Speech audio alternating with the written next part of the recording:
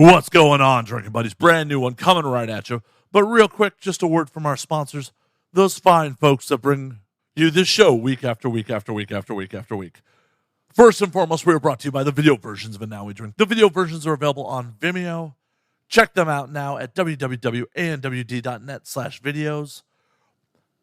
You can stream all the videos for $6 a month or buy individual videos for 99 cents a piece. Check out the madness in full HD. It's updated all the time. We are also brought to you this week by our friends at Vinyl Me Please. Vinyl Me Please is the Record of the Month Club, the best damn Record of the Month Club. In fact, every month, Vinyl Me Please features one album that is essential to the modern vinyl collection. Each record is pressed exclusively for Vinyl Me Please as features you can't get anywhere else. Things like bonus tracks, inserts, color variants, and comes packed with a 12x12 album-inspired art print and custom cocktail pairing recipe. And Vinyl Me Please isn't like Record of the Month clubs of old. It's month to month, no strings attached, cancel anytime. So start getting rad vinyl today at www.joinvmp.com/ANWD. Once again, that is www.joinvmp.com/ANWD. Our guest this week is adult performer London River. We talk about everything from eating guinea pigs in Ecuador to stripper stories. Oh, this was a super fun one.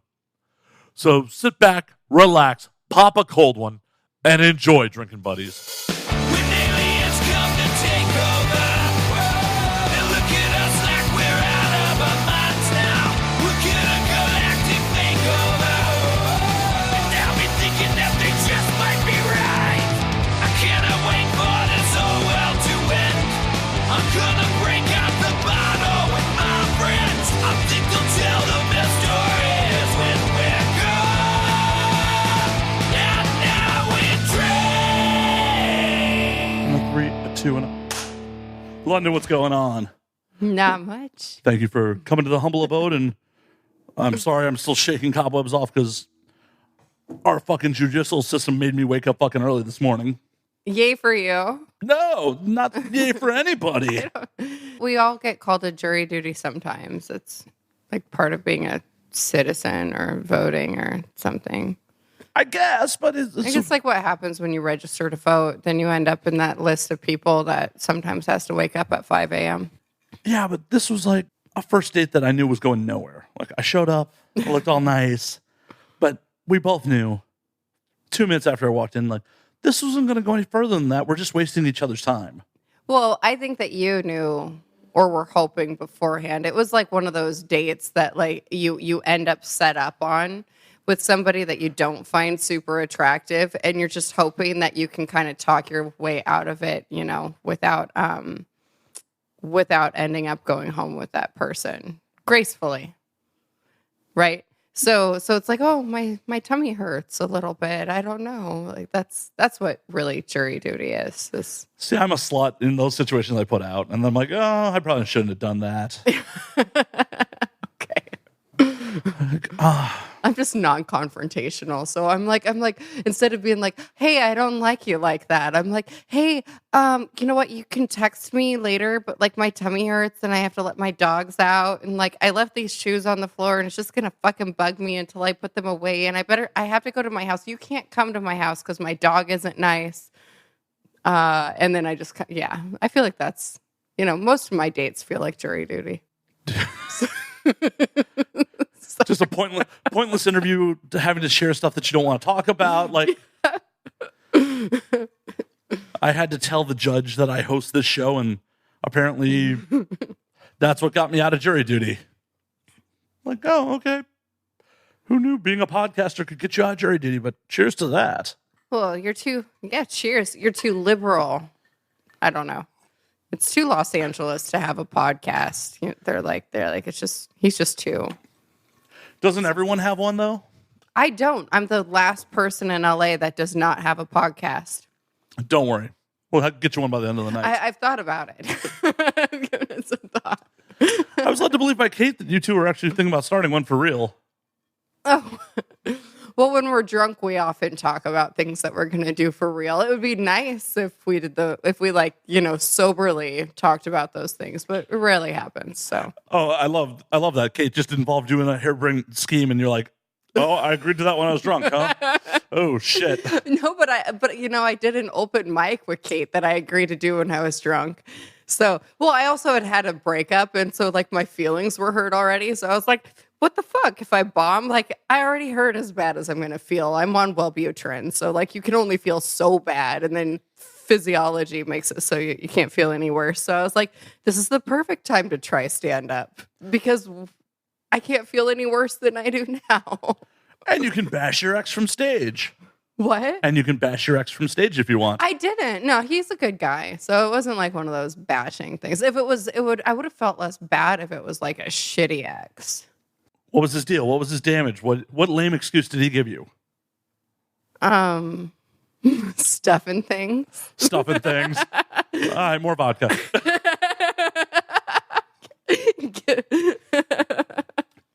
See, I should know. Those are not the type of questions I should ask 4 minutes into the show. That's for hour 2 after alcohol's been metabolized and lips are a little looser. Probably ask me later. Yeah. No problem. No problem. I'll circle back to that. But how was the first open mic? How did you do? Like, I know the expectation is you were going to bomb, but did you? Not really.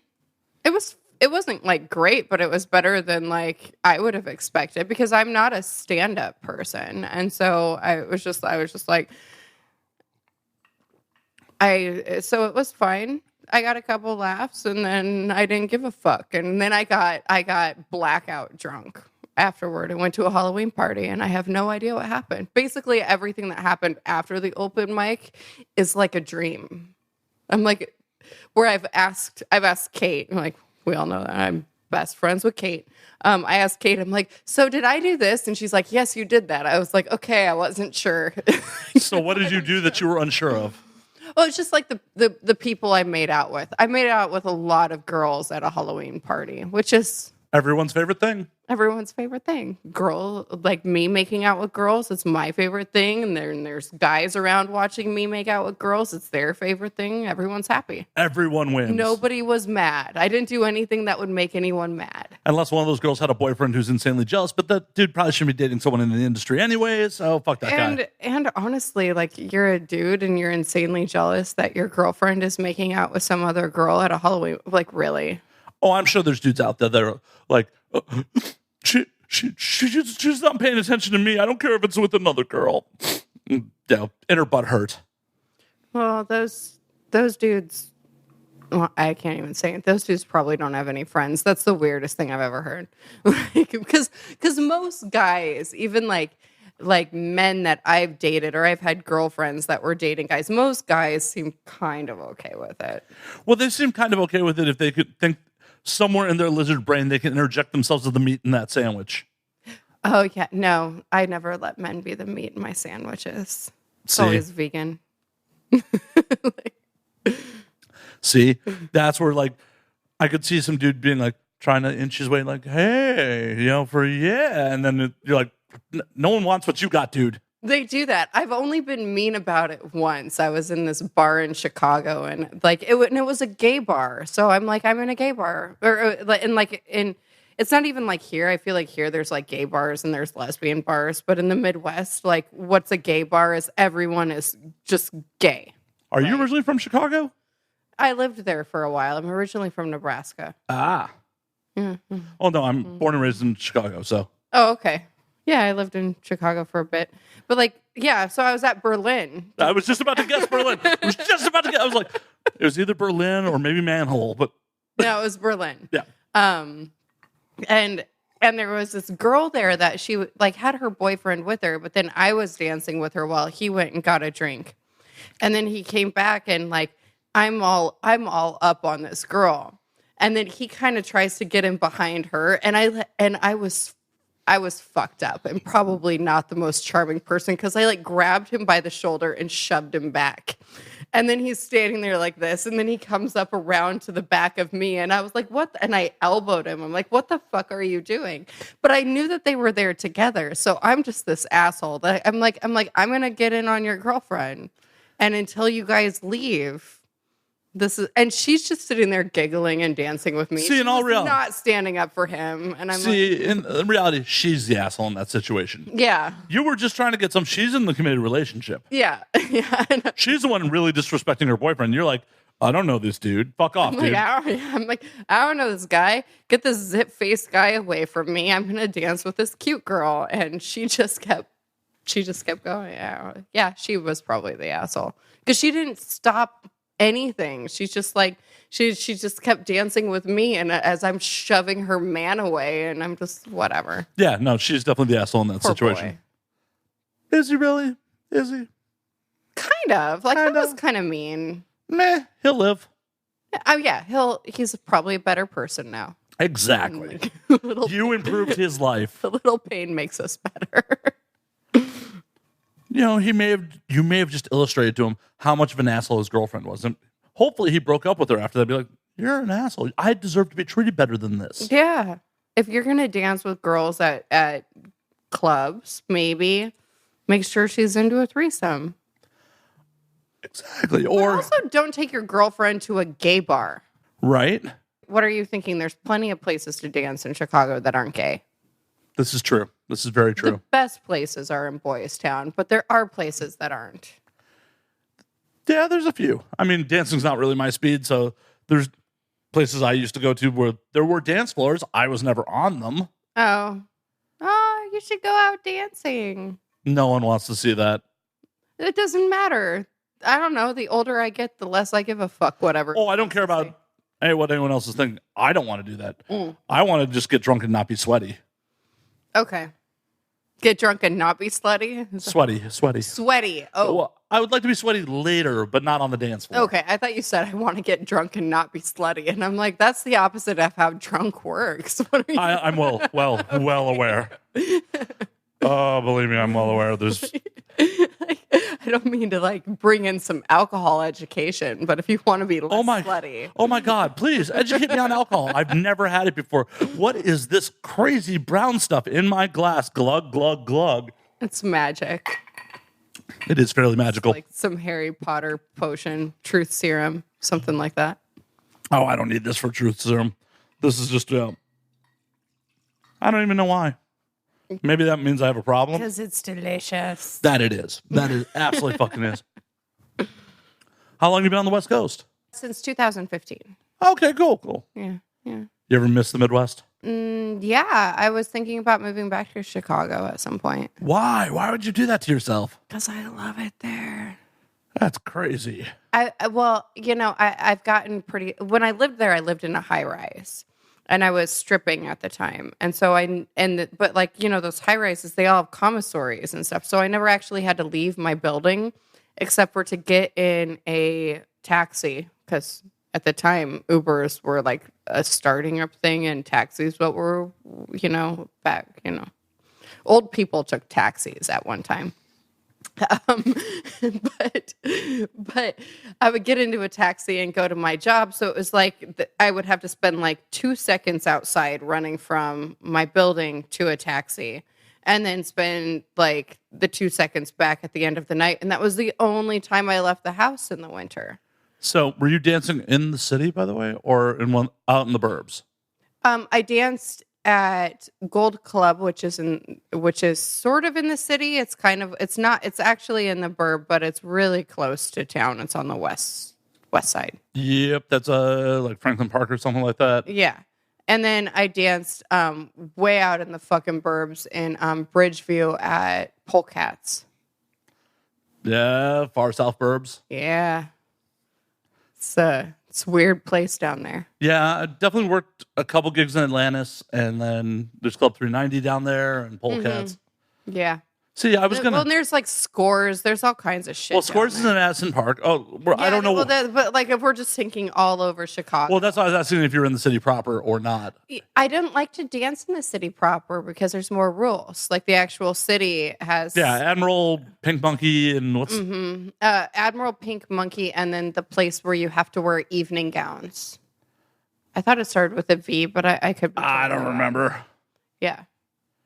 Yeah, no, but they all have like these really really tight like regulations about how they do things. Like I think the Admiral because you get naked there, it's a juice bar or some Yep. shit like that, It is a juice bar. which is fucking ridiculous to me because I'm like I don't want to be naked and not drinking. Well, the trick with the Admiral is there's ins and outs with the bar next door. So you just go next door to the bar, drink, and then go back to the Admiral. Do the dancers get to do that? Maybe. I don't think they do. Like I tried out there and they like gave me this rundown. It was like a strict like no being drunk policy. And I don't You're like, I want to interact with strip club patrons sober. it's Yeah. it's a perk of the job. Like I used to work in Nebraska and Iowa and they had like bars where if you got fully nude they couldn't serve alcohol. But it was BYOB. Which is even better than serving alcohol, right? Yeah, downstate Illinois has those too. Yeah. Okay. I haven't worked in downstate Illinois, but I had friends that went to Champaign, so there's a couple times where we like bounced to strip clubs that were like in the middle of cornfields that were BYOB.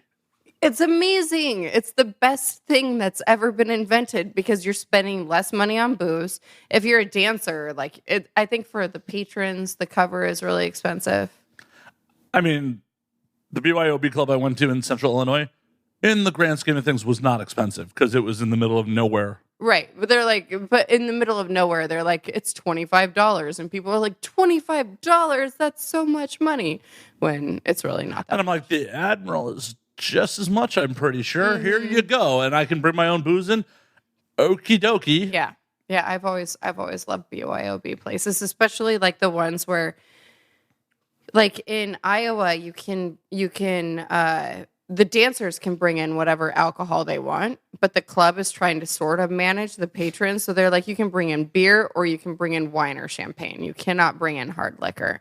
So the dancers are fucked up because we're all sitting around in the dressing room just pouring ourselves cocktails. And then the patrons are more sober, which I feel like is a good balance.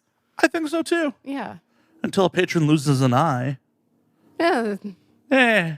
He's got two. Character building. Exactly. And bouncers sort of mitigate the whole thing. I mean, that is their job. That sounds like hell on earth as a bouncing gig, though. Oh, God. I would never want that job. Like, are Iowa folk technically rednecks? Or are they? No. Well, some of them. I mean, redneck is a person that works on a farm. So a lot of people are. Yeah, because there's no hills for them to be hillbillies. Yeah, no, they're rednecks. Because the redneck comes from if you're sitting on a tractor and it causes you to get a sunburn on the back of your neck because you spend a whole bunch of time with your head down looking at the wheel and the back of your neck to the sun. The more you know, folks. The more you know. So in Iowa, they're rednecks.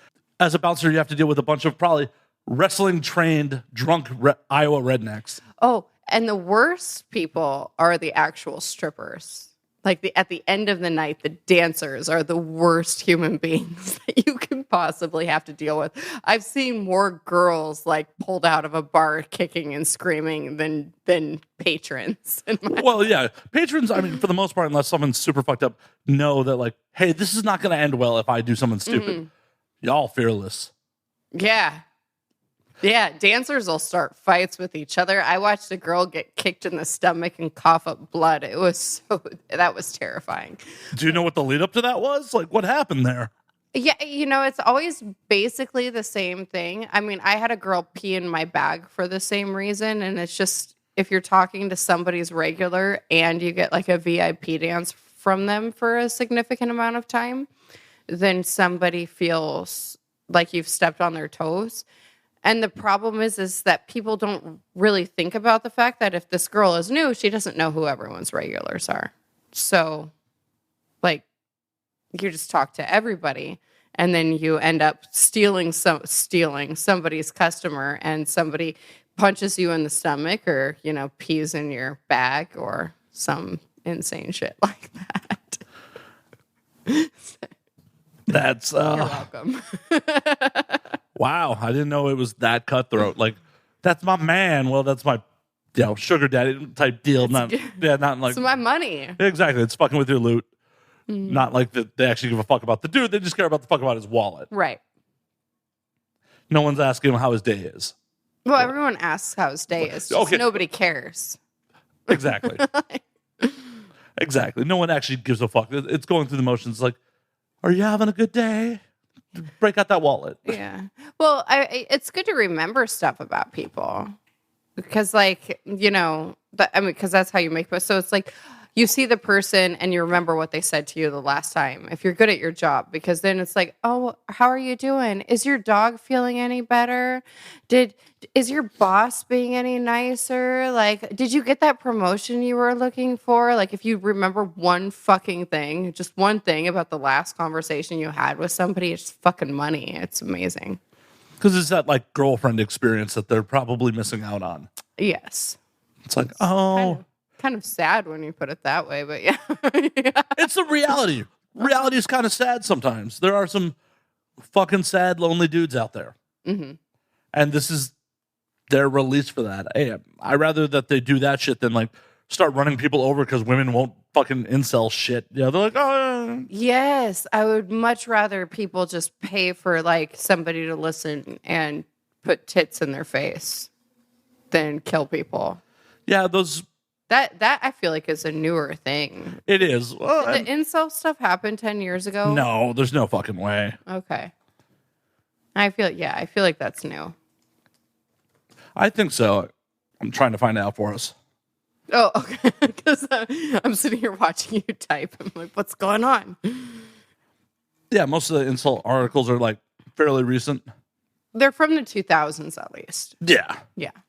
I don't remember that shit. I mean, I'm sure there was some raging white dude who couldn't get laid, killing people, but it wasn't like his manifesto of like, the hot girls won't fuck me, so I'm killing everybody. Yeah, and I always like it because they always say that they're nice guys. Like, I've never heard so many fucking men in my life. It's like this new thing where they're like, well, nice guys finish last, and like, the girls, they don't want to fuck nice guys. And I'm like, if you think that you deserve to like have intimacy with somebody because you're kind to them, then you're not actually fucking nice. You're kind of an asshole. Well, on top of it, if all you have to offer is being nice, you don't have much to offer. Yeah, there's a lot of nice people. Most people are nice. Like 95% of the population is nice most of the time. Well, especially when they're trying to get in someone's pants. Yeah. All men are nice when they're trying to get laid. Hot guys are nice when they're trying to get their dick wet. We're all nice when we're trying to get laid. Everyone. Exactly. So your definition of I'm a nice guy, cool. What do you contribute to society, man? Yeah. Like, you got anything else? Because nice don't cut it. yeah, it doesn't. And it's not that being nice is a bad thing, but when people are sitting there like, well, I am nice to all these women and they don't want to fuck me and I'm not getting the intimacy I deserve. And I'm like, you don't fucking deserve intimacy from anyone. Well, my thought process is, in all reality, you don't deserve anything in this life. Nothing is deserved. No. Everything is what you work for, what you can earn. Right. Nothing's deserved. So if you're feeling entitled off the bat, you've already fucked up. Right.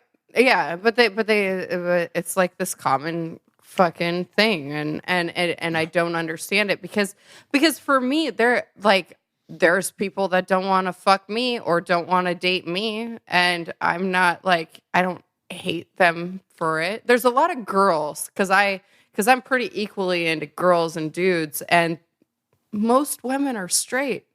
And no matter how fucking nice I am to them, they're just going to keep being straight for that's just how life works. And I'm not sitting here being resentful because they're not suddenly into girls. It's like, I'm going to be your friend because you're a cool person. Yeah, and that's how it should be. You're not resentful that there's fucking gravity. These are things beyond your control. Right. Right. We just do our best with it. Try not to fall on your face. Exactly. Or if you do, try to get caught on film so it's at least hilarious. So try to make that shit go viral. Right. Your battles with gravity really need to be caught on tape. Oh my God. Tape, why is... But, Well, I say tape all the time. We're old. Oh my God, why do I not have a YouTube channel called My Battles with Gravity? Constantly just, I'm not that accident prone, but that's still a great name for a channel. I'm pretty accident prone. I'm going to keep you away from my equipment. That's good. It's probably a good idea. And I'm not hating on strip club patrons. Like, I totally get it. And hell, way back in the day, I went to strip clubs a fair amount of times because it was a coming of age thing. It was like a thing for dudes to do. Yeah, it's fun. Meh. These days, it's meh. Well, I think that's one of two ways it goes. Either it becomes meh when you get older, or it becomes like a thing you do when you get older. Definitely. And the two groups like have beef. Because if you're friends with a strip club guy and he's like, dude, let's go to the club. I'm like, nah, I'm cool. What's wrong with you, bro? Strip club's awesome. Don't you want to see some tits in your face? And I'm like, I like tits I can take home. Yeah, I mean, honestly, like it's kind of a waste of money. I hate to say that out loud to anyone listening, but there's just better uses for your money because it's really like you pay a lot of money for disappointment. Yeah. And you're going to be disappointed no matter how much you spend. Yeah. In most places. 99.9% of the times you're going to be disappointed. Mm-hmm. Yeah. I'm a professional disappointer of men. I hooked up in a strip club one time. What? Yeah. How is it? So many guys have a story about how they hooked up in a strip club. I have trouble believing it. No, it happened. It definitely happened. Okay, I believe you. Don't it's know if your podcast. I believe you. One, I think she may have been fucked up. Okay. Two, we were in Peoria, Illinois, of all places. Okay. So it's the middle of fucking nowhere. We were there for my friend's bachelor party. The only reason I was in the fucking place. And I was just buying my friend's dances because I'm already at a point where I'm just like, I don't really give a fuck about being in strip clubs. So I'm being fun. It's the bachelor party. Like, I'll buy you a dance. I'm throwing a fair amount of money around. This is when I had like a civilian job that paid pretty decently. Not my current state of affairs, but and you live in one of the most expensive cities in the world, so exactly. That's why I have a bunch of jobs. That's why I had to tell the judge, like, Your Honor, I can't afford to take days off. But I digress. I go to buy my buddy a dance, pay the stripper. She goes to lead him off my hand. He's like, oh, I don't do dances. I'm like, dude, I paid for you. Go. He's like, I don't do dances. And she's like, well, I'm not giving the money back. I'm like, I'm not expecting you to. Like, do you want the dance? And her and I were both a little drunk, hit it off, banged the champagne room. It was a lot sketchy. Was the club a number? Was it like was the name of a club a number? I can't remember, like 312 or something. No. That's up. I thought that was up in the city or near the city. Is it near the city? No, it's Peoria. I don't remember. Or no, 360. I think you're right. That's like an hour south. Yeah, this place was I believe it was called Big Al's. Oh, yeah. I like between driving from Chicago to Nebraska to visit family, I think I saw exits for it. Wow. Well, apparently it was demolished in 2013. Okay, well, that's probably for the best. Definitely, because who knows if I impregnated that girl or not. Let's hope not. Me too. I really hope not. And the extra fun part about that was... if so, let's, maybe she blamed it on someone else then. Hell yeah. As I say pretty often, I don't have any children I know about. Me either. Well, that'd be a lot more impressive for you if you didn't know about them. Right. I feel like there'd be a lot of drinking and a C-section that would have to happen for you not to know about it. It's a lot. That's several months of drinking. Yeah. Well, I've been led to believe that that's not out of the realm of possibility. No, I think that even a drunk person notices that they're pregnant usually. Yeah, you have to be like morbidly obese to not realize you're pregnant. But it happens. Oh, it does. Yeah. Those stories are so weird. Like when they shit the kid out into a toilet. Yeah. Or when they just, that shit is so fucking weird because how can you not know? I don't know. I do not know. I do not comprehend. I hope to fuck to never stick my dick in someone that stupid. I hope you don't either. I probably have, but I hope to never do it again. You dodged a bullet the last couple of times, so The last couple women have been they've been fairly intelligent. We'll go with that. okay. We don't give IQ tests to every one night stand, unfortunately. Oh, I've had some mornings where I've had conversations with people, and I'm just like, "Oh, I fucked you, huh? Awesome." who's the dumbest one you've ever fucked? Like the first, what was your worst coyote ugly morning? Like, oh God, why did I do that? It was a dude. It was a dude in Nebraska. Actually, I was visiting town to see my family, and I'd gone out to, I don't know, to just dance. I like to dance a lot, and I went out to party with a bunch of friends, and I fucking went home with this guy.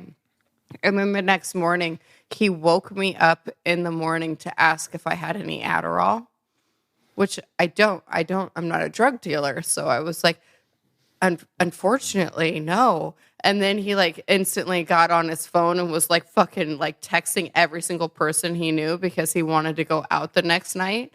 And it was like 7 a.m. So I'm like, how much Adderall did you do last night that you're awake right now? Because we like didn't even start fucking until 4 a.m. But yeah, that was a weird moment in my life. Just having someone shake me awake to be like, do you have drugs? And I'm like, I don't have drugs. Is it possible? Just hear me out. Is it possible you were so drunk the night before you're like, oh yeah, I got a ton of Adderall. Come back to my place. Well, first off, weren't at my place. He assumed I had it in my purse. And no, I can't imagine I've ever been that drunk because I'm never just carrying Adderall around. Like, it's not my way. I'm mostly just a drunk person. I don't do a lot of the, drugs. Nothing wrong with that. I'm right there with you. I like to go to bed. Right? And sleep. I obviously do too. I took a nap before you came here. Yeah. I feel like stimulants sort of impede my going to sleep goals. So, I mean, stimulants are a necessary evil. I had a lot of caffeine today to make it through the day. Mm-hmm. Yeah. But when it's no longer time to need those stimulants to be functional, then we don't take them anymore. Yeah, because sleep is super fun. I don't know. It's like my favorite part of the day is like bedtime. Just like, I've had enough of reality. Exactly. Sometimes it comes as early as 8 p.m., especially at this time of year where it gets dark earlier. I'm like, go to bed at 8. It's fine. It's cool. No one's judging. But it's true. Like, reality is weird. It's much better to be asleep. Just sleep through whatever those thoughts are. It's true. It's very fucking true. So did he score? Did he bail? What happened after he shook you awake? Well, he actually did score. But he sat there on the phone and he was talking out loud to himself. So I don't think he actually had gone to sleep. I think I fucked a person that was so fucking high that he was probably awake the entire time and just, I don't know. I imagine that he stared at me while I was sleeping and decided like a couple hours after I had gone to sleep that was the time to wake me up and ask me for drugs. Like, that's the only thing that works out in my brain as like a possibility. Because then he was in his phone. He was texting every person in his phone looking for fucking drugs. And I was sitting there like, I just banged this person. How awesome is that? Were you frantically looking around like, where's the condom? Please let this have been protected. There was a condom involved. I know that because disgusting things happened. It was still in the bed. But I'm sure no matter how disgusting that was, you were very happy about it. I was happy. I was happy to find that stuck to my thigh. Yes. Fuck yeah! Woo! No worries about having this asshole's kid. Yeah. Oh God. Yeah. It's a good. I don't know if he is an asshole. He might have been a really nice guy. He just really wanted Adderall. He might have been smart. You have no idea, but like. I hope you have some semblance of an idea. People seem dumb when they're jonesing. But they're not necessarily. They're just sort of like this one-track minded person. And then sometimes when somebody sobers up, you realize there's like, oh, there was a smart person underneath all of that. But with him, he seemed really stupid. That was. Did he seem really stupid the night before too? I don't know. I was really stupid. I was drunk. Probably. He was high. You were drunk. There was dancing. there was dancing. We fucked for no reason. Well, I mean, generally the reason to fuck is to fuck. It's to fuck, but like he wasn't very attractive either.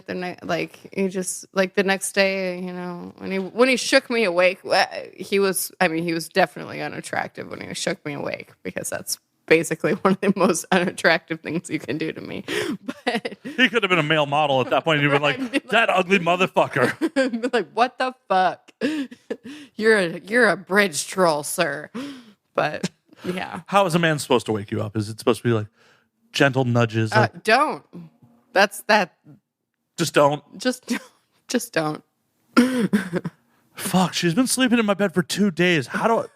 She won't fucking wake up. How do I get rid of her? Fuck! Well, if I've been asleep for 2 days, please call an ambulance, you know.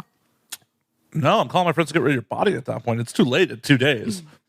Well, but if I'm still breathing, I'm just in a coma. I'm not a doctor. I don't know these things. Okay. Well, you know, you can call a coroner too. They'll figure it out. Whoa. It'll all come out. That's a lot of paperwork. Or you could just like put it outside. Just don't wake me the fuck up. Just call a friend to carry you and sit you outside on the porch. Like, I just found it like that, officer. I have no idea. Yes, that's my DNA stuck to her thigh. Fuck.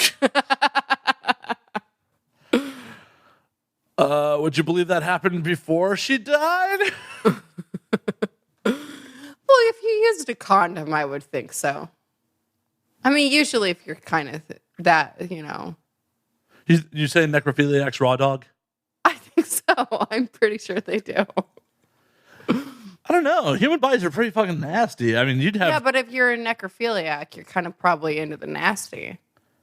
Are you? Or are you trying to protect your dick? Like, you're... I suppose it would be. For you, it would be safe because most, like, viruses and bacteria don't survive in, like, a non-living organism for very long. So why wouldn't you raw dog? It's like, what, 2 hours? Everything is dead? Yeah, I think so. So if I were a necrophiliac... If I was a necrophiliac, I'll put the air quotes there for her. and I was male, which I'm not. But if I was a male necrophiliac, I wouldn't use a condom. I would just wait till the body was dead for 2 hours. But as a female necrophiliac, you don't roll one on him? Wait till the body is dead for 2 hours. I don't know. Do you think the rigor mortis is like... does he have to die with an erection? Does a man keep an erection if he dies with one? That's a good question. I don't know. I haven't died yet. Because I think that you'd be okay also, even then, probably raw dogging if, like, you know, it's been a couple hours. Nothing's alive. Once the body's cooled down. Oh my God. The first thing that popped up is death erection on Wikipedia. Fantastic. Let's hear about death erections. Oh, goody. A death erection, an angel lust, or terminal erection is a postmortem erection, technically a parapesm, I'm probably mispronouncing that, observed in corpses of men who have been executed primarily by hanging. Oh, so you have to murder the person first. Oh, damn. Okay, but if I murdered someone and then had sex with their dead body... No, if you're gonna murder someone, like, are you or really... if they hang themselves by suicide? Oh, well, that's weird because you. Oh, it's just now getting weird. It's just now getting weird. Okay, it's more weird to hang out for a suicide than to murder someone. Well, just happen if you just happen to come home on your lover and he's hanging in the closet. He, had some autoerotic asphyxiation that went wrong, and you're like, man, I'm gonna miss you before the coroner gets here. One for the road. Actually, that's kind of romantic. Okay. See? Yeah. I'm on board with that. That makes sense. But then, no condoms. No condoms on the dead bodies. Well, especially if it's your lover. I mean, Yeah. But even if it's like your roommate, but you've had a crush on him for a while or something like that, then you would just, like, just back up on him in the closet. just get in there. I don't Let him swing into you. I think I'm just saying if I were into dead bodies, I probably wouldn't be into condoms. I just don't feel like people that are into dead bodies are into condoms.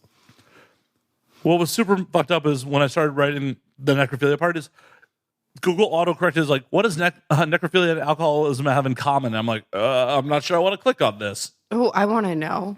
Let's find out. This is so ridiculous. But this is important. Right? Like, we both drink a lot, so. Oh, it's a bunch of jokes. Oh. We'll read one of them. Okay. A good one. Or a bad one. Oh, I'm sure they're going to be bad. This is on Reddit. I can't imagine any good ones, but. What does necrophilia and alcoholism have in common?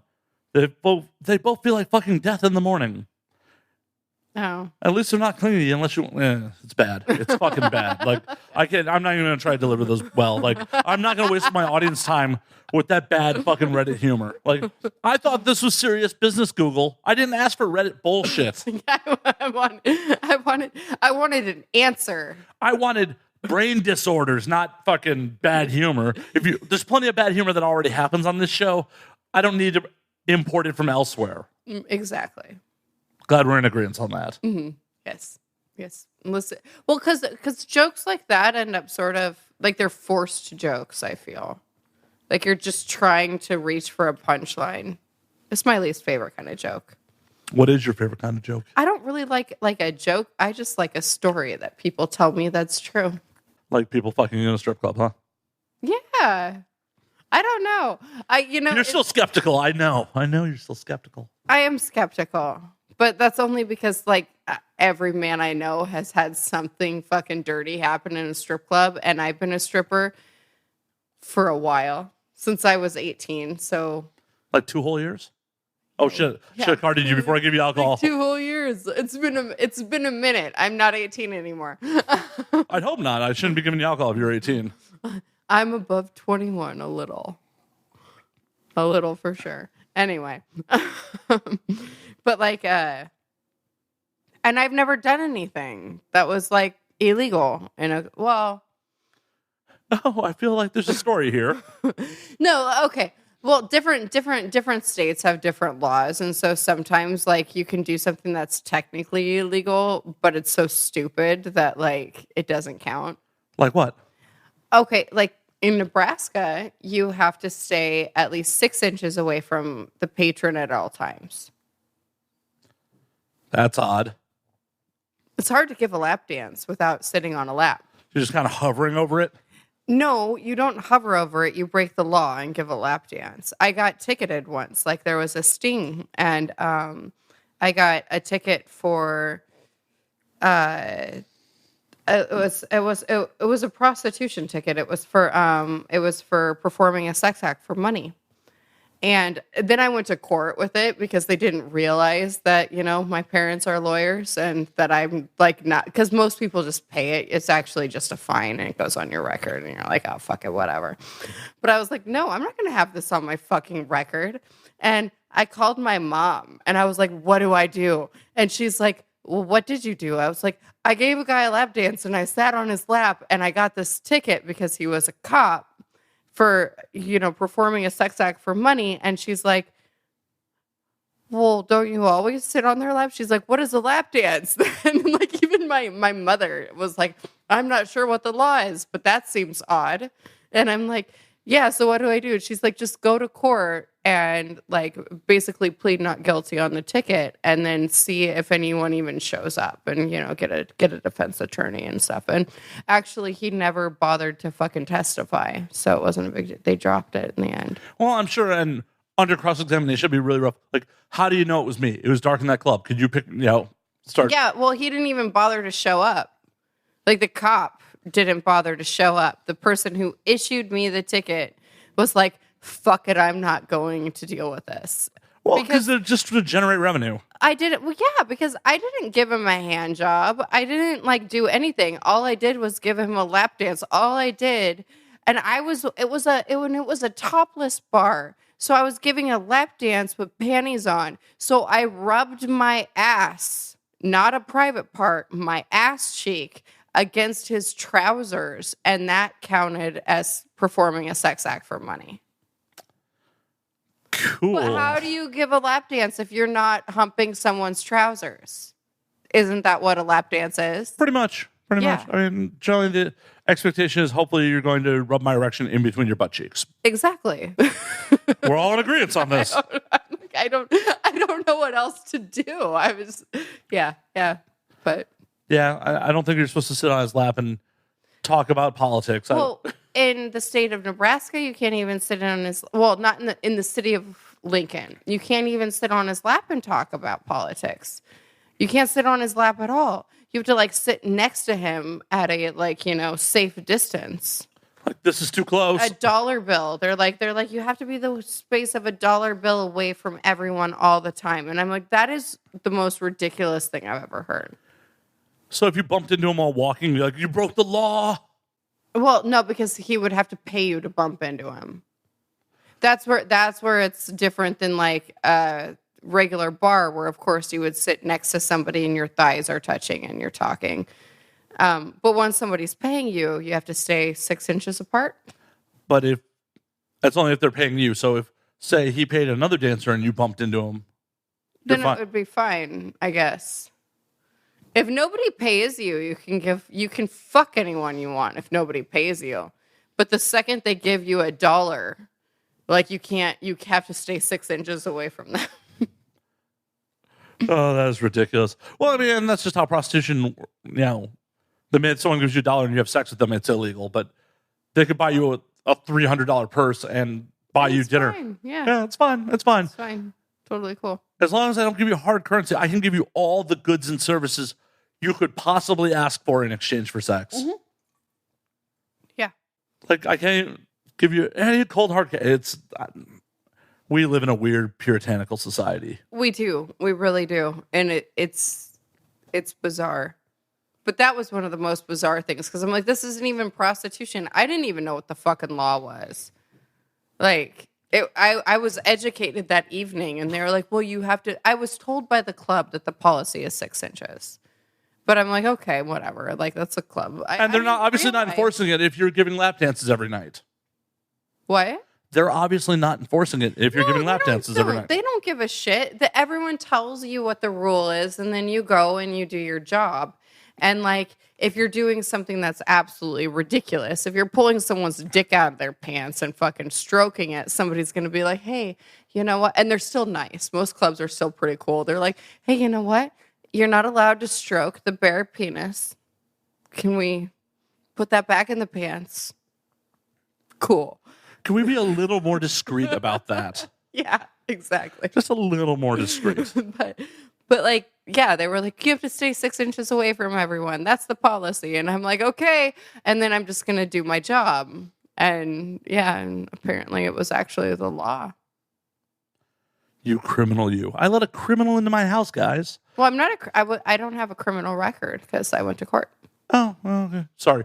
Accused criminal. Yes, I have an arrest. It's in my arrest record, though. Because, like, people can look up your arrests and, like... Even though they didn't actually arrest you, that counted as an arrest? They count as they count as an arrest anytime you're ticketed. So I have 2 arrests on my criminal record, and neither of them. But it's not like my criminal record because I've never been convicted of anything. But I have a marijuana possession for arrest that got dropped because I did diversion. How much marijuana did you have on you? It's like a really lame amount. All I actually had was the pipe and like what was in and it was like just a little tiny pipe, and it was in my car. You effectively just had paraphernalia. Basically, but since there was weed in there that was unsmoked still. Should have been quick. It should have just... Yeah, well, even the sheriff that, like, because I knew that he could smell it because I had smoked in my car so many times. So I was like, I know that he can smell it. But he came and I rolled down my window, and it was because I had a tail light out. It was something fucking stupid.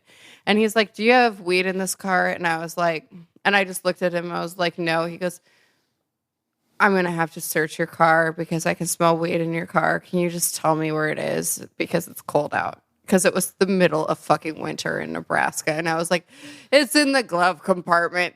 You go, I'm not going to fuck with your day. And like, but then he's like, "How much weed do you think is in this pipe?" I was like, "I don't know, lame." I'm like, "I don't know. That's all that's in there." And then I had an antibiotic, and they're like, "What is this pill?" And I was like, amoxicillin, because I had a respiratory infection. And they're like, "Oh, okay." And I was like, you just read on the prescription label what it was. But anyway, so yeah, I've had two arrests in my life, and neither of them wound up in jail. They were just tickets. Thankfully, somehow I've never ended up anything but traffic violations. It's amazing. Good for you. Well, it's generally most... I've performed a sex act for money, apparently, and smoked weed. Yeah, I've never performed a sex act for money, though I wish I had. There's definitely some I wish I had been paid for. I've performed so many sex acts for money, but they're like only illegal in certain situations. So, well, yeah, I mean, it's generally how you make some of your income these days. So, yeah. Basically, my entire life is just performing sex acts for money. I do that every fucking day. Hopefully, like as much as possible. As much as people would book you and allow you to. Yeah. And there's absolutely nothing wrong with that.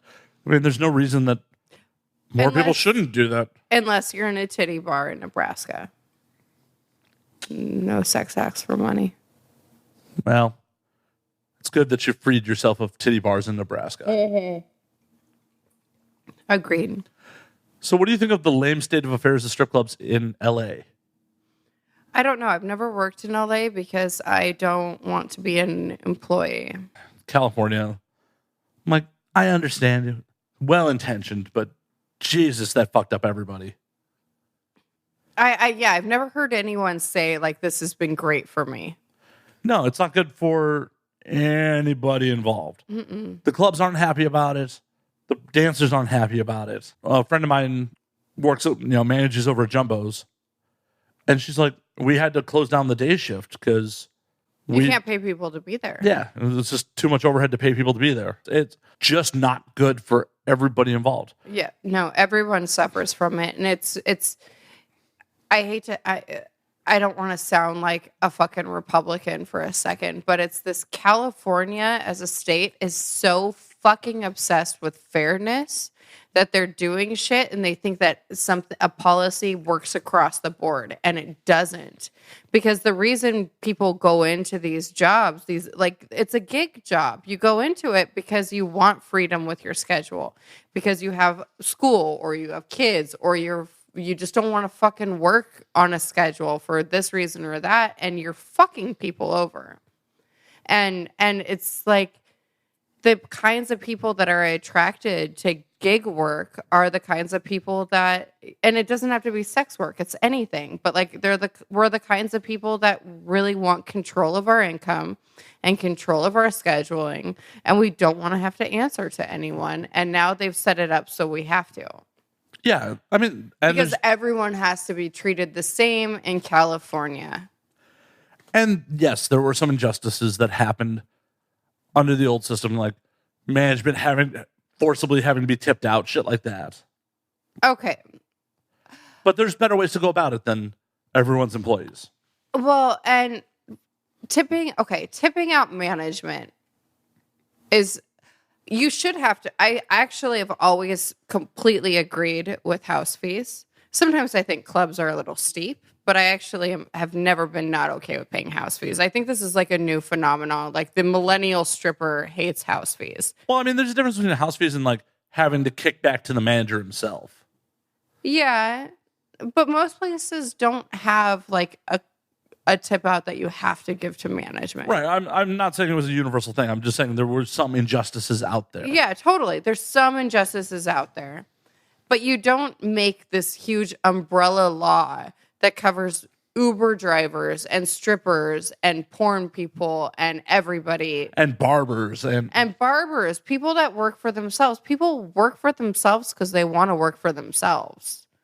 And like tipping out management has never been something that's pissed me off. Because again, like these are the people that keep you safe. They're the people that like actually are hauling the fucking assholes out of the bar. They're the, you know, there's a lot of things that management does that's helpful for me in a club. So I've never had a problem with that.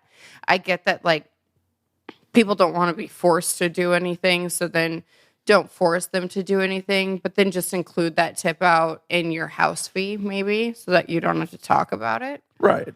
But tipping people is like what I've always heard dancers bitch and complain about is house fees, and what you're paying for is the facility that you're using to make your own money.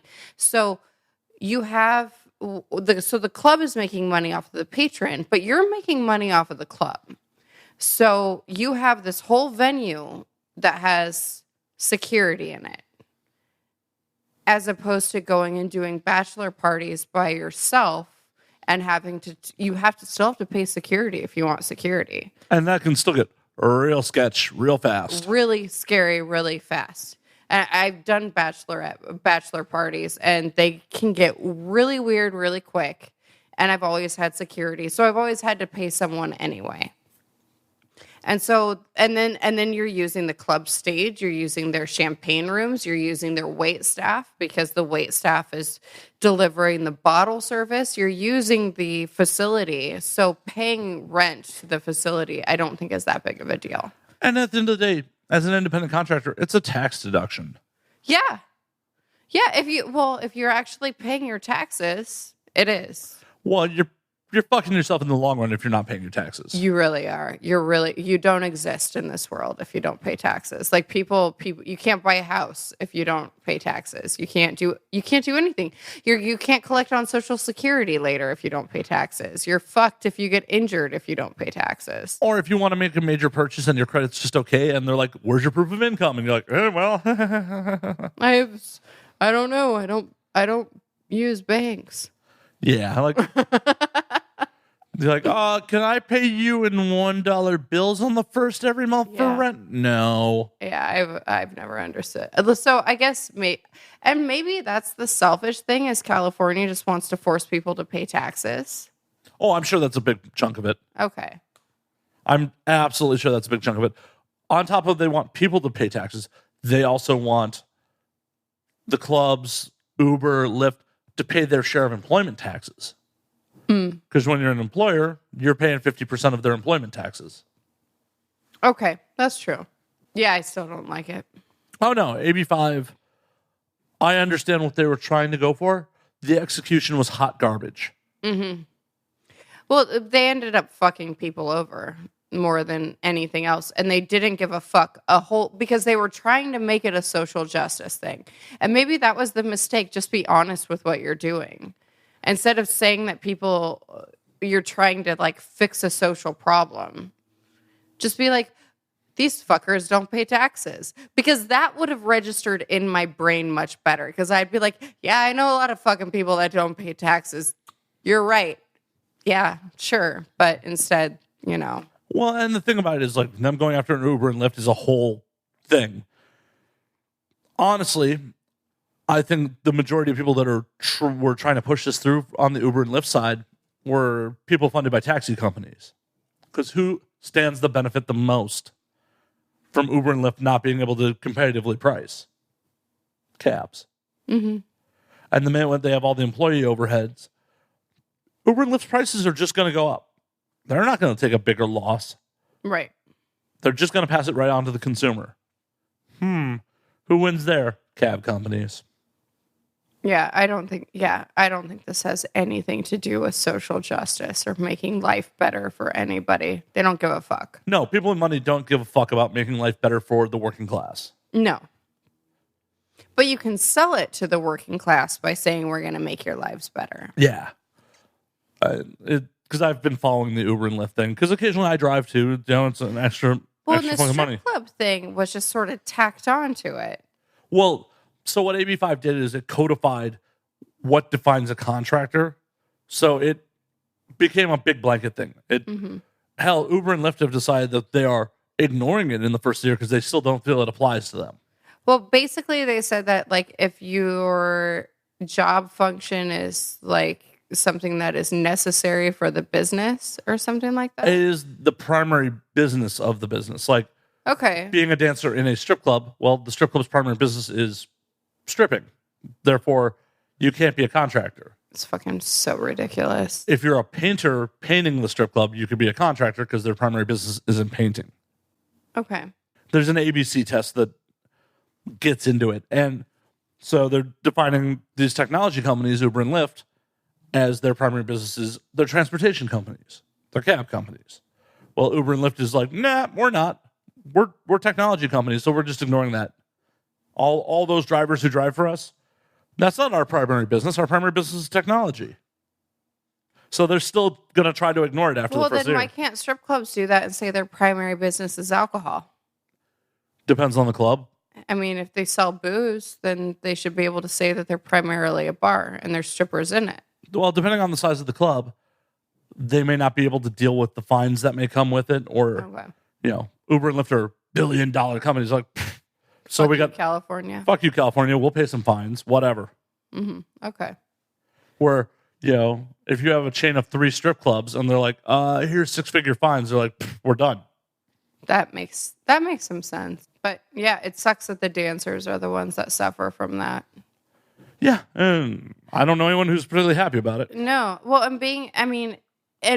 because once you're an employee, you actually can't deduct so many things out of your taxes, and there's actually quite a bit of overhead being a dancer. Oh yeah, And so it'd be nice to be able to claim your wardrobe and your makeup and your, the miles if you're traveling for work and stuff like that. So it's like, but you can't now.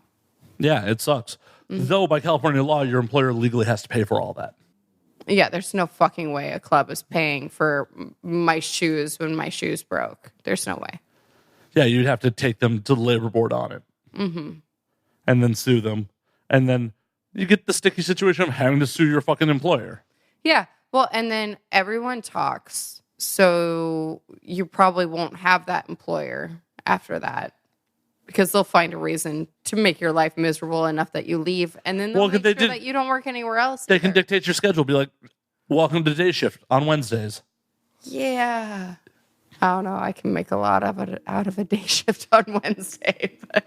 Well, or whatever shift you don't want to work is now your new shift. Well, and now I think that they actually take a huge amount of money from the girls too, because they have to make up for what they paid for, what they're paying them. So like your first like half hour VIP, which is a significant amount of money, goes to the club.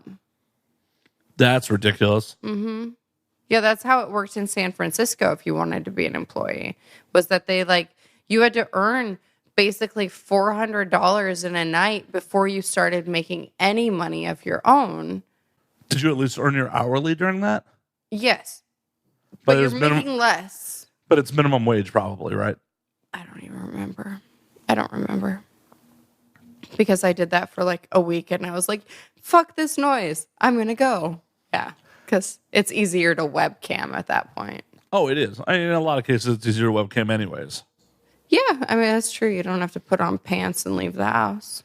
No, but you do have to stimulate your genitals for like 8 hours, so that's a little rough. Not really 8 hours. Sometimes you just sit around and talk about nonsense. What sort of nonsense do you talk to people on cam about? I don't know. Like, sometimes people like to explain their politics to me. That's become a really fun thing.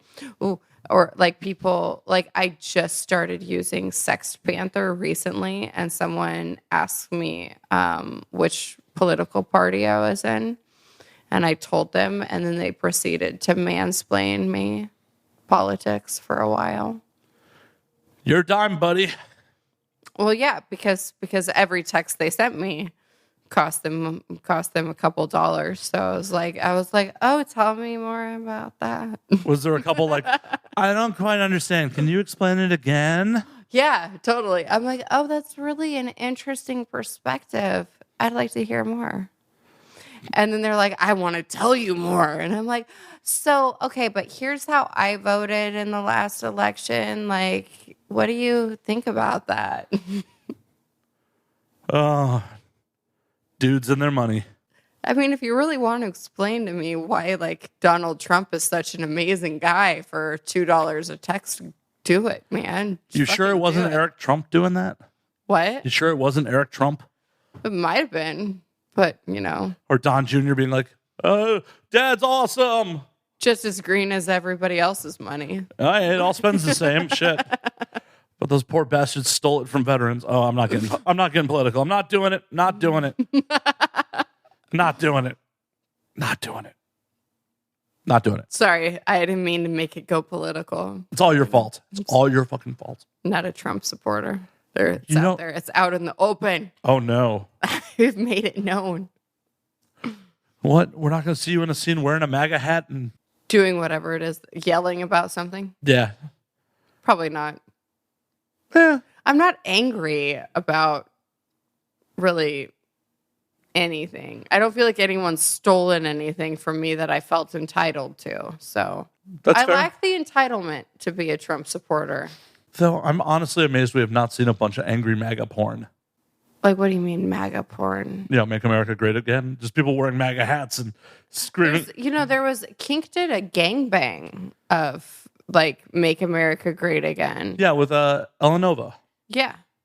Yeah, Ella talked about that when she was on here a couple of years back. Okay, yeah. But then I think that it just people got too worried about lawsuits and shit.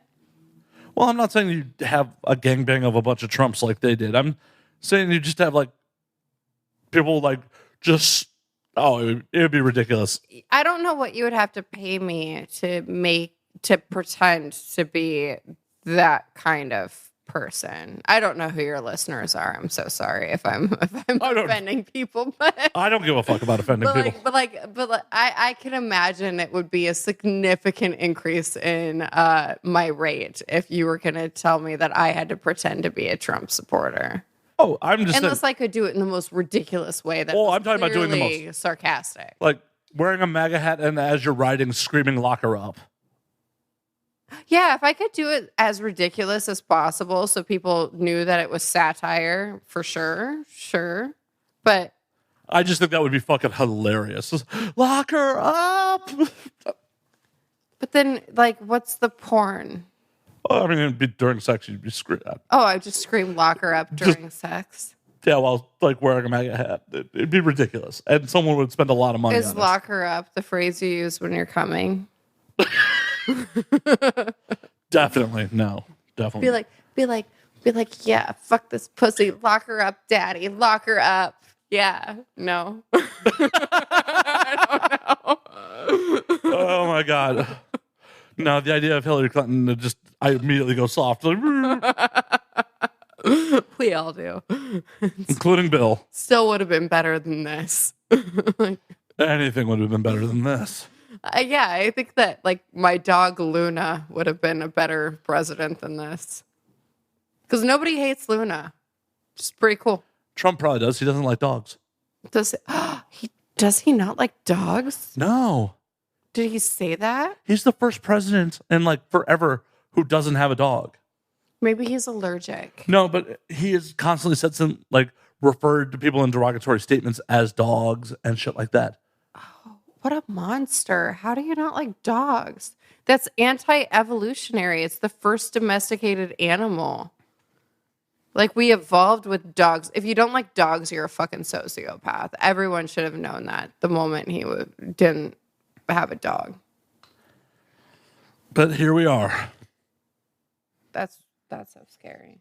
Everything that he's done is scary, but I'm like, he doesn't like dogs. That's the most horrifying thing I can think of in a human being. That's weird. I think so too. I love dogs. I don't have one because I don't want to take care of a living thing. I barely take care of myself. So I don't want to be cruel to an animal. I understand. That's fair. You could get a cat. They require a bit less. Nah, nope. It'd still end up dead.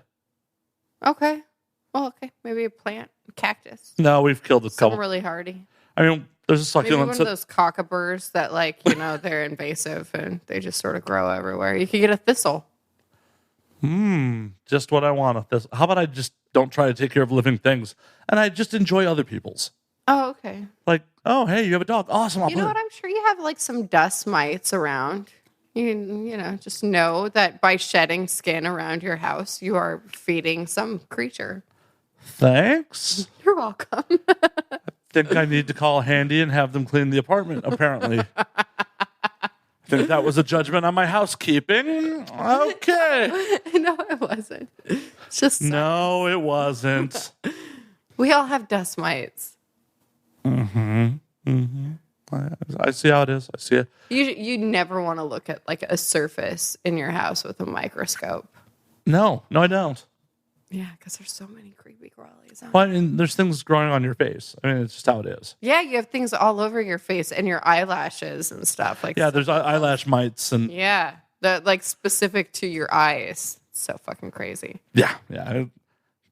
I mean, we are just a huge living. There are more living creatures inside us by numbers than there are humans on the planet.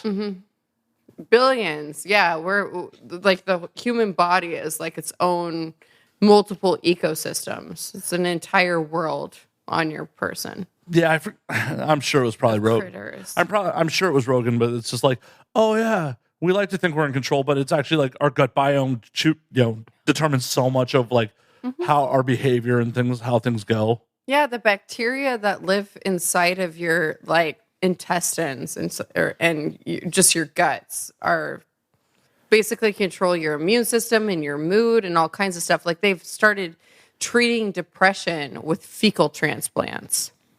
Really? Yeah, it's fucking kind of cool. But it's because like some people are chronically have problems with their guts, with like with the flora that's in their body, and it actually messes with your entire body chemistry. Well, and if I believe what I hear on other podcasts, you get cravings that are from your gut bacteria. It's not necessarily, your brain wanting something. It's like your gut bacteria is like, no, I crave sugar, motherfucker. Get sugar. Give me sugar. Feed the bacteria. Feed the bacteria. And you should feed the bacteria because, they're important. They are. They keep us alive. It's like this whole symbiotic thing. And then we're all covered in bugs.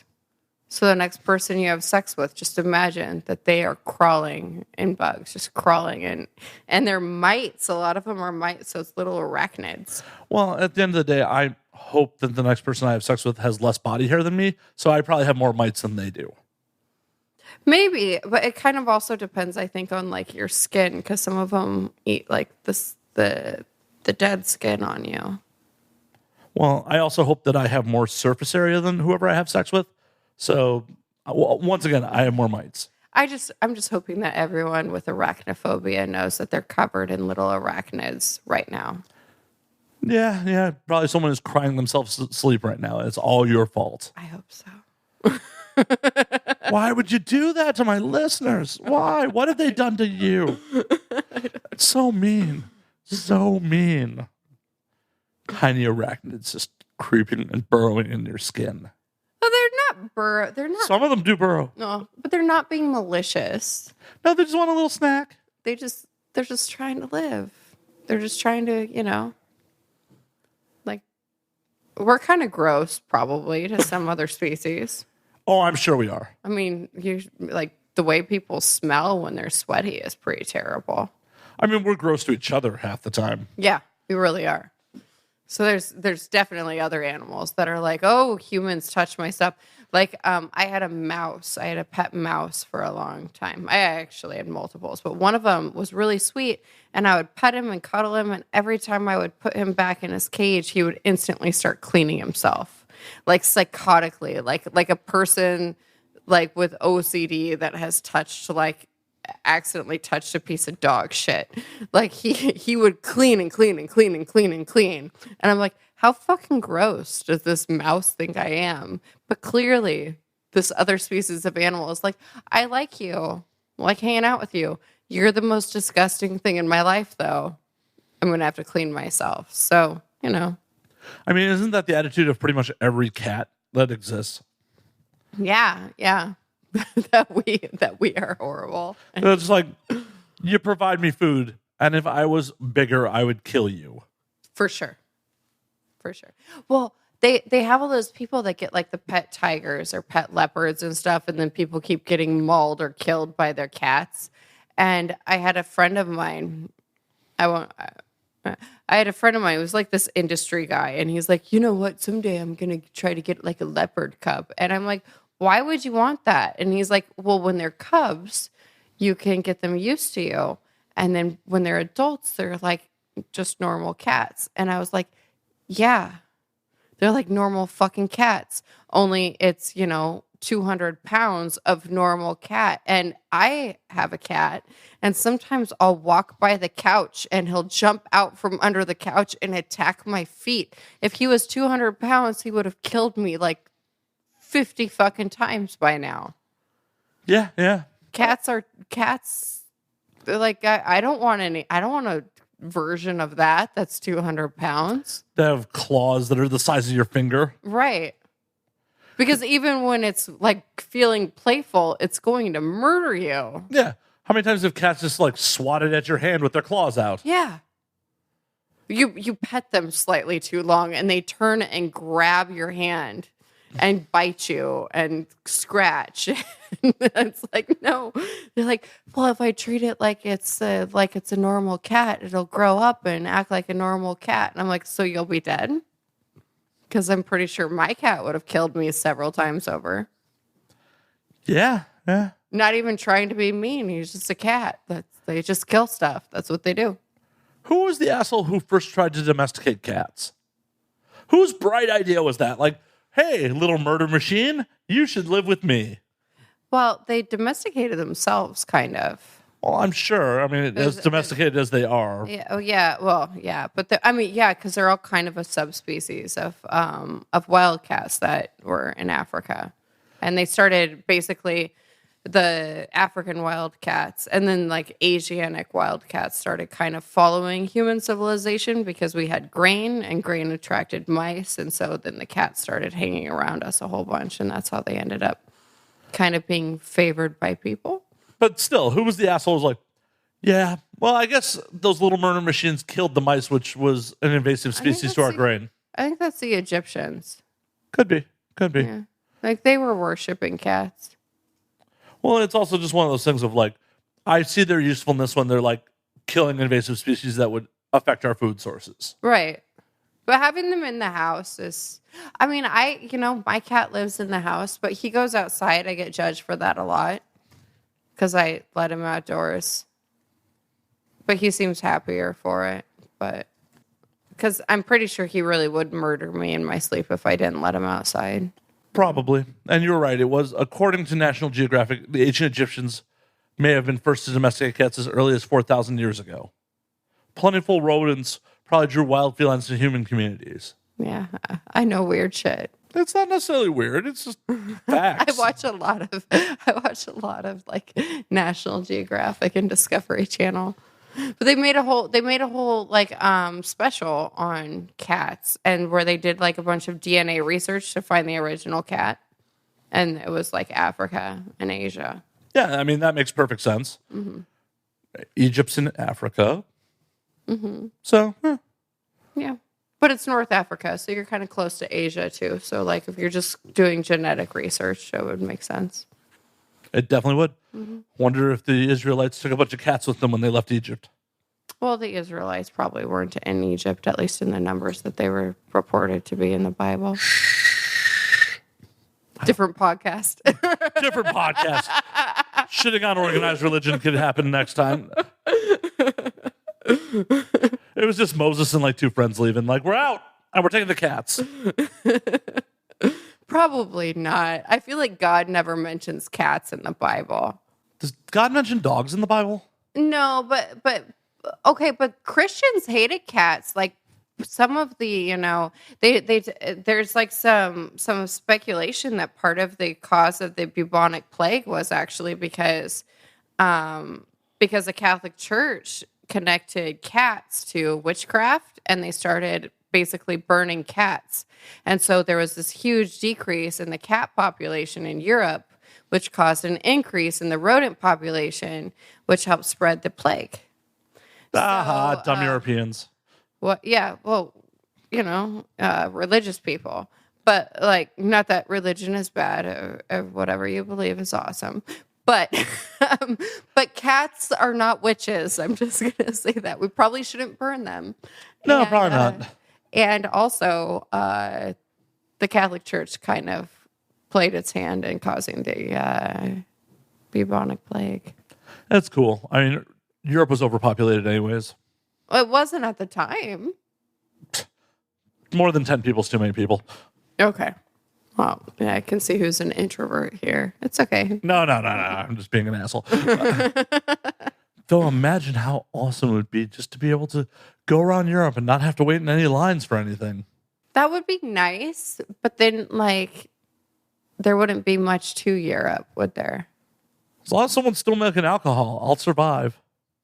Well, if there's 10 people, someone in that 10 is making alcohol. It might be me, because honestly, if there was an apocalypse and I survived it and nobody else I would learn how to make booze really quick. I'd be like, okay, I can learn to ferment some shit, because I don't know how else you would stay sane during an apocalypse. Adderall. Lots of Adderall. Adderall does not help. Are you crazy? Adderall would be amazing in the apocalypse. Like, oh, I got to hunt down that guy. Why would you hunt down people? For resources, obviously. You're so aggressive. It's not aggressive. It's just how post-apocalypse would go. Haven't you seen Mad Max? No, I don't know. I think teamwork makes the dream work. I mean, we have plenty of resources right now, and people fight over resources all the fucking time. No. But maybe if there's less people, we'll fight less. Yeah, I think those people would freak out about the lack of resources and fight more. Okay, I'm probably not going to survive the apocalypse. I'm definitely not. Because I'm pretty nice. Like the idea of hurting somebody, I'd be like, it's okay. You can have that wheat. It's cool. I'll find some bugs to eat. It's fine. Hey, bugs, if they're prepared right, are delicious. I've eaten honeybees. Really? How were they? Really well. They were actually cooked in their own honey. They were like kind of fried, and I can't explain it. It was in Ecuador, but I ate honeybees. And they were tasty?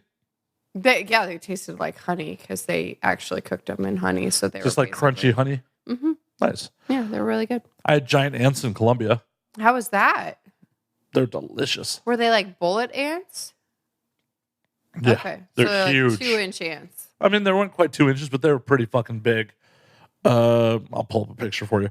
But they sell them in like all over the tourist areas. And they were fucking delicious. And they were fucking huge. And they were just crunchy and salty. Oh, that sounds nice. Yeah, they were great. They're fucking great. Yeah, there's people that are kind of trying to push for us to eat bugs in the United States because they're a much greener source of protein. They are. I mean, they're a green source of protein. They're very renewable, high in protein, low fat. Yeah, I mean, there's several times more ants on this planet than people. And they're pretty fucking easy to breed. Yeah, they do it. You only need one. You get her pregnant once and she breeds her whole life. Yeah, and they're just like, meh, meh, here, more protein. Mm-hmm. Yeah. But yeah, my experience with bees was that they just tasted like honey, but that was just because they were cooked in honey. I don't know what they taste like on their own. The ants were just, yeah, as I said, salty and crunchy. But I don't know. I've eaten a lot of things. I ate a guinea pig. I ate a couple guinea pigs in Ecuador as well for the same. I take it they're pretty tasty. They're really good. I'm like, I feel so sorry for anyone that owns a guinea pig. But they were originally bred. I mean, the reason for their domestication was because Quechua people in the Andes actually bred them as livestock animals. Oh, I didn't know that. Yeah.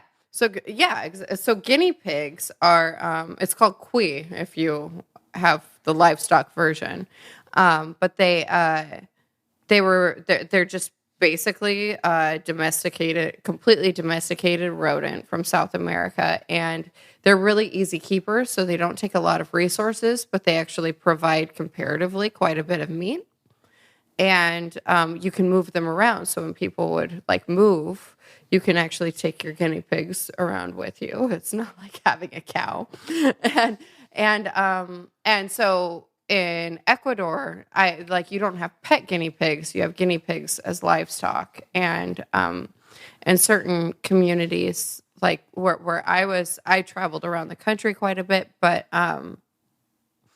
in the community I stayed in, for the most part, there was a place where you could basically go to the restaurant and pick your guinea pig the same way you would pick a lobster here, and then they would kill it and roast it for you, and you would come back a few hours later and you could eat your guinea pig. I never picked my own guinea pig, not even because like it's made me squeamish. It's just like I don't know what to look for in a guinea pig. Like they all look cute and the same to me. I'm like, Well, I mean, at the end of the day, do you really know what to look for in a lobster? Just like the big one. Some people know what to look for in a lobster. Those people are weird. Yeah, those people are weird, but that's why they let you pick, is because some people care. And I'm like letting my friend pick. Like there was a guy that was a local, and I'm like, I don't know, what guinea pig do I want? And he's like, you want that black one probably? And I'm like, sure, I'll take that black guinea pig. And then you come back a few hours later, and they've or even sometimes even longer, depending on how you're cooking it. But the best way to do it is like to slow cook it like on a spit, and it's like the same as pork. So you've had like spit roasted pork, right? Oh, I'm a vegan. Oh, are you? I'm so sorry. Anyway, I'm going to keep talking. I'm going to keep talking about the guinea pig I ate. I am definitely not a vegan. Don't worry. But they crisp the skin up a whole bunch, and so the skin is so fucking delectable. And then the worst part, but the part that everyone thinks is the best part, is the brain. I don't like it because the consistency is really weird. It's like toothpaste. It's like when toothpaste dries on the top of the tube. It's like that, and I don't fucking love it. But like some of my friends were like, "Eat the brain. It's the best part." So I'm like, "You sure they weren't just fucking with you?" No, everyone was like eating the brain out of the skull. So like you're just basically trying to like suck the brain out of the back of the skull of a guinea pig. You're welcome. Wow. That's some shit. Damn. It's not delicious, but I've had cow's brain. I've never had it probably tastes about the same. I think it gets a little more overcooked in a guinea pig because it's so much smaller, so it gets that kind of like weird texture. Yeah, brain's not really my jam. Like organ meat for the most part is just not really my thing. I love some organ meat. What organ meat are you into? I'm super, super, super into like the stomach and small intestine. You want some haggis? Sheep. No, I'm actually more into like in a soup. So like mondongo and stuff are just like you just throw it into a soup. You can actually it's a little bit disturbing because you can kind of see like the details of it and stuff, but it's really delicious. I mean, I'll get tripe in pho, but that's about it usually. Well, but that's about the same. Yeah, it's about. But in the grand scheme of things, it's not like I go out of my way for that. Generally, it's like, well, I'm getting the combo, and there's tripe in it. Fuck it, I'll eat it. But it's not like, ooh, tripe. Ooh. Yeah. I'll go out of my way for some smooth muscle. I don't know. So, how did you end up down in South America, anyways? Well, when I was in Ecuador, I was there during a volunteer project that I did during college. So on one of my summers off, I spent down there, and then I lived in Costa Rica for 5 years. Right after I graduated. What brought you down there? I was teaching English. That was shit. really poor. So you were just like teaching English to kids, adults? I taught third grade and I taught eighth grade in a school, and then I also in the evenings I taught a college prep course for juniors and seniors in high school, and then I taught on the weekends. I taught a couple courses for adults that were learning it for their jobs. So why only 5 years? And just had enough of it, or? Basically, like there's a point where you want to go home, I think, and I don't know, change. I need to change. Nothing wrong with that. I was just curious. Just curious, like, 'cause that's really drastic. Like, I'm too selfish. I could never be like, yep, going to impoverished country to teach English. It's just not in me. Well, it doesn't pay a lot. Yeah, I can imagine. It's pretty broke, but I think that was part of it. Is I was like, 5 years of being broke. That's enough time of being broke for somebody, especially because while I was in college, I was dancing. So I went from dancing to being like broke, and then I got used to that. But eventually, I was just like, I would like to go make money again. So you're like, I'm out, back to the States. Kind of, yeah. It's like I feel like I did my part, for God and country, and I would like to make money again. So no thoughts about getting into education in the States? I think that my current job is a barrier to that. Quite possibly. Yeah. Quite possibly. Unless I wanted to teach adults or something. I've thought about doing volunteer stuff, but even then, once somebody sees you on the internet, like... Yeah, you're kind of fucked. Yeah, you're kind of fucked because we are Puritans here. Yeah, and unfortunately, whatever you put on the internet is there forever. I don't mind that. I like my job, but... I'd hope so. I hope there's no one doing the job who isn't into it on some level. Shit. I hope so. It's work. I totally get that, like, there's plenty of days people don't want to get up and go to work. But I hope for the most part people are like, yeah, I'm into doing what I do. Well, I think that's any job. Yeah, I would hope that you sort of like something about your job. Oh, there's plenty of people doing jobs that they fucking hate. Oh, it's unfortunate. Yeah, it is. I don't know. I think if you work with people you like, then it tends to go better. Generally. I don't know. I had a 9 to 5 I worked for a long time that I fucking despised. And I finally got myself out, so. I'm sorry. I got out. I'm not still there, so. Yeah, see, now you're not traumatized. I've never had a job I didn't like. It's weird. I'm very fortunate in that. Well, to be fair, I enjoyed the job when I first started, and then it progressively changed over years as it became more corporate, and it wasn't a family-owned business anymore, so it was just like... Oh, that'll happen. Yeah, and then by that point, I'd been working there 5 years already, so it's like, well, I'm used to this level of money. Great. And here you are, doing a podcast and various other jobs. Yep. I don't even know what your other jobs are. I mean, I do freelance audio engineering work and other production work for people, and industry-wise, I spent a number of years like roadieing for people in clubs and conventions, shit like that. Occasionally PA, yeah. I've done some non-sex performances. So you do a bunch of gig stuff. And oh, yeah. What is happening? I have no idea. Is that your phone? All right. We're back after figuring out that my other laptop became possessed and decided to start playing YouTube videos about Rick and Morty. I like that the first thing you did was blame me, though. Well, yeah.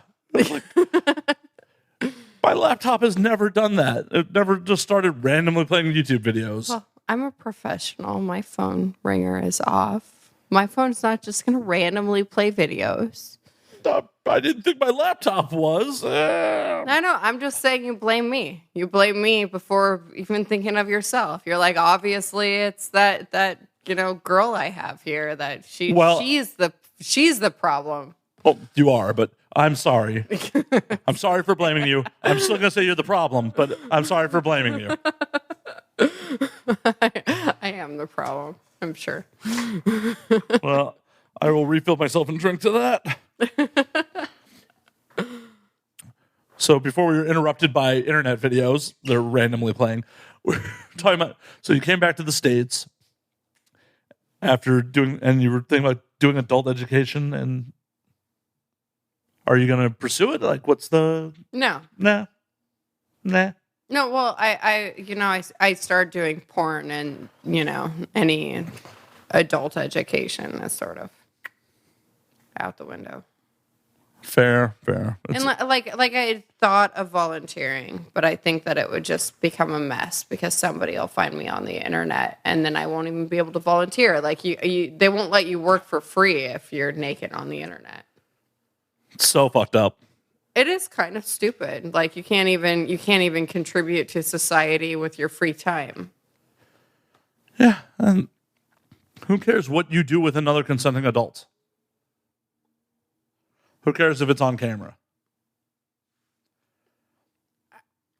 Obviously, there's a demand for it. People are paying for it. Yeah. Yeah, well, and the people... I'm eating my own hair. Hang on. See? It's all your fault. Well, and the people that are finding it are the consumers. Yeah. And it's always a consumer that has something to fucking say. So, like, you hear these things about teachers, because I don't know, it's a little sensitive for me, but it's the reason I won't go back into teaching, because you hear stories about teachers that have been in porn, and, like, somebody points out that they've been in porn, and they lose their job, and I'm like, well, what fucking motherfucker was looking up their porn, and why don't we give a shit that they're looking at porn? Yeah, like... As opposed to, like, we only care about who's in it versus, like... Everyone fucking consuming it. Everyone's consuming it. Honestly, I don't think we should care about either side as long as they're of age. Just everyone should just... Because that is a fucked up situation. Like, some kids' parents like, man, my kid's teacher's hot. Wonder if she did porn. Yeah. Or like they just see, they've been at a student-teacher conference with her, and then they're like, playing around on Pornhub, and they're like, I don't know. Oh, usually by the time they're in a student-teacher conference, she's past like her mid-20s, so they're like looking up MILF porn on their computer, and they're like, oh, that's my kid's teacher. I didn't know that was my kid's I've had a student contact me and be like, are you in porn now? And I'm like, it was an old student. I'm like, really? It's none of your business. But, like, why do you give a fuck? Like, what are you doing? Why are you accusing me when you're clearly looking up porn? You're a consumer of something, and you're judging the people that make it? I didn't know the internet was that good in Ecuador. Oh, in Costa Rica. Oh, Costa Rica. It's different. It's pretty good. Oh, okay. It's good enough. You can watch. I watch porn in Costa Rica. You can watch some porn. Oh, okay. So you weren't that poor. No. I was pretty poor, but I wasn't so broke that I couldn't have internet. Didn't have to go back to old school magazines. No. Oh, kids these days don't know how hard it was to jerk off to stills. No, I've never. I'm not that old. I'm speaking for myself. Thank you.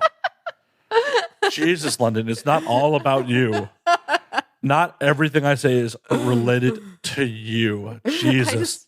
I just like being in the category of kids these days. I'm like, really? I never had to use stills. We had internet by the time I was masturbating. Oh, we had dial-up internet, and that might as well have been stills. We had dial-up, but it would like buffer for a little bit, and then you get like 15 seconds of porn. Or... you could go to like a friend's house, and their older brother would sort of like rig up their satellite TV, and then you could get some porn. Well, I mean, really choppy porn. To be fair, I had people in my life that had VHS porn. So yeah, but it's much funnier to think about jerking off to stills. Yeah, especially like classy Playboys where like.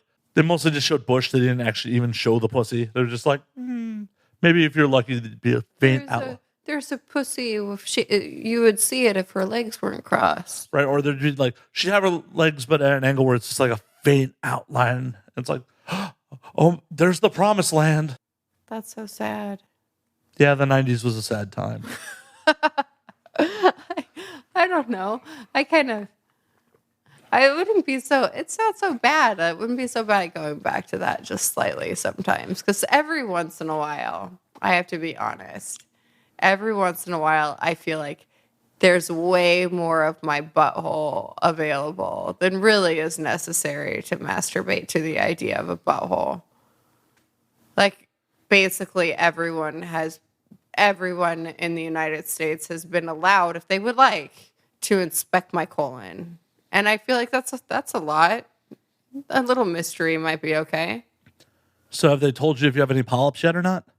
I ask whenever I do a gaping scene because it usually makes people laugh. Like because they'll have a light and they're trying to shine the light in so the camera can see into your asshole. And I'm like, how's everything look? Everything look good? Like, no polyps, no hemorrhoids, nothing to worry about. Thank you. What would you do if they're like, you may need to see a doctor? I'd probably go see a doctor. Don't trust porn camera people. They're just fucking with you. It's okay. I have health insurance. Just go to the doctor. Be like, somebody said that there was something weird in my asshole. Would you care to look at it? Doc, can you just stick something up there and make sure it's all good? Yeah. Do you have a speculum for my butt in this office somewhere? Do you know who does? That would be good. Colonoscopies are not fun. I've never had one. I've had one. It's not fun. Yeah. Not a good time. I feel like everyone tells me that the whole process leading up to it is the worst. Oh, yeah. Nothing like, just peeing out of your butthole for 24 hours. You're like chained to the toilet. Yeah, you are chained to the toilet, like where it's just like painful to expel liquid from your butt. Oh. And then something to look forward to. Oh, yeah. And by the end of it, you really need to like have a bidet or a shower nearby because you're just going to wipe your asshole raw otherwise. So okay, when you get a colon, were you on twilight sleep? Is that what you get? Yep. Okay. So once that kicked in, that wasn't too bad. Okay. But before it kicked in, they inflate your colon. Before you're on your drugs? I mean, they put the drugs in, but like I felt them inflating my colon before it kicked in. Oh, okay. So it was a lot of like, this hurts, please stop, and then time travel to the recovery room. Wow, I'm surprised they didn't just like give you some time. Well, no, like my perception of time is I just instantly was back. I was instantly. I don't know. When I had my breast implants done, though, I didn't go under full anesthesia. I did a twilight sleep, which I think is similar to what they do with colonoscopies. They told me I was asking questions during the whole procedure. I can remember some of my procedure, but it was fine. it was perfect. I saw like bloody swabs on a tray, and I like did not give a fuck. And they told me that would happen, and that because they were like, you might wake up during the procedure, but you're not going to care. And I'm like, okay. But it's twilight sleep is a little safer than going full under, and you can do it in your doctor's office as opposed to a hospital, which is dirty. Hospitals are fucking gross. That's where you get staph. Oh yeah, that's where you get staph, pneumonia, a whole bunch of shit. They were like, and even they explained that they were like, we can do it in a hospital. It's your choice. And I'm like, no, I'd rather just do it here. And, but like they were playing Billy Joel on the radio at one point, and I woke up during the operation and sang Piano Man from start to finish. That's not something I remember in detail. I remember basically hearing Billy Joel, and then the next time I showed up 3 days later to get some of the bandages off, and they were like, do you remember singing to us? And I'm like, that sounds like something I would do. And they're like, you sang all of Piano Man during your surgery. And I'm just like, I'm so glad that you could be here for that moment in my life. Do you actually know the lyrics is the question? Yes, I do. Okay. I love Billy Joel. I don't know if I love Billy Joel, but I love that song. Because it would just be much funnier if you didn't actually know the lyrics to it. And like belted it out No. perfectly under drugs. I love that. I've done a lot of karaoke to that stupid fucking song because it's easy to sing. So it makes some sense that Billy Joel would come on. I'd be on a whole bunch of drugs and be like, I know this song. Yeah, it's not like it's We Didn't Start the Fire, which is hard to sing along with even sober. Right. Or really most things. I don't know most songs. So it was just like it was fortuitous, really. So meant to be. It's meant to be. I was meant to entertain those people. But yeah, I do remember parts of my surgery. But also I didn't care. Like there was a point where like I woke up when they were almost done, but they weren't completely done. And I was like, something hurts. And I remember that. And they're like, oh, okay, honey, well, let's just give you. And then they just put some more like local anesthetic where they were working. It was fine. Anyway, anyone that gets the opportunity to do twilight sleep really should. It's magical. Yeah, I had Twilight for my wisdom teeth out too. And I don't remember that, but apparently I was a riot right afterwards. Oh, yeah? Just like my friends picked me up, and there's definitely footage somewhere of me in a grocery store because we were buying like pudding and fucking all the after wisdom teeth meals. And I'm in one of the little like automated handicap people fucking scooters you can get. I'm just cruising around, just kind of all whacked out. Cruising around the store. Just, That sounds like a blast. Oh, it was a good time. It was a good time. I'm sad you don't remember it. It's vague. It's vague. Apparently, I'm susceptible to that shit because We could try to recreate it with booze and a scooter if you want. you're going to get me a DUI in a fucking grocery store, aren't you? Maybe. I don't know. It could be worth it. To you? Jesus. I just got out. You would get a DUI for that. You can get a DUI on a bird scooter. You can get a DUI on a horse. I know. That's so fucked up. The horse knows the way. It's a living creature. Yeah, I've rode a horse drunk several times. I didn't know that it was illegal. It's illegal. I don't understand why that's illegal. Because the horse isn't a vehicle, apparently. But the horse is alive. I don't know. One of these things, it was like a parade. It was in Costa Rica. It was like a Saints Day, and it was like this parade thing. And I was dating a guy who does not have the alcohol tolerance that I do. But I didn't know that because it was early in our relationship. And like it was like, when I say parade, it was like a whole bunch of people like would get together and they'd ride horses because in this town, the horses and like, it was like a cultural thing that they were really important because it was kind of a farming community. And, we took these horses down this trail, and every once in a while there were these rest areas where basically you could do shots. So we did. And for me, I'm like, this is brilliant. We just stop every once in a while. We do a couple shots of rum, which isn't my favorite, but it's fine, you know. It's there. When it's free, it's free. You Exactly. just fucking drink it. And then we kept going. And at one point, I was behind my boyfriend at the time. And he had the nicest horse. He rented this horse. And he started like sliding sideways.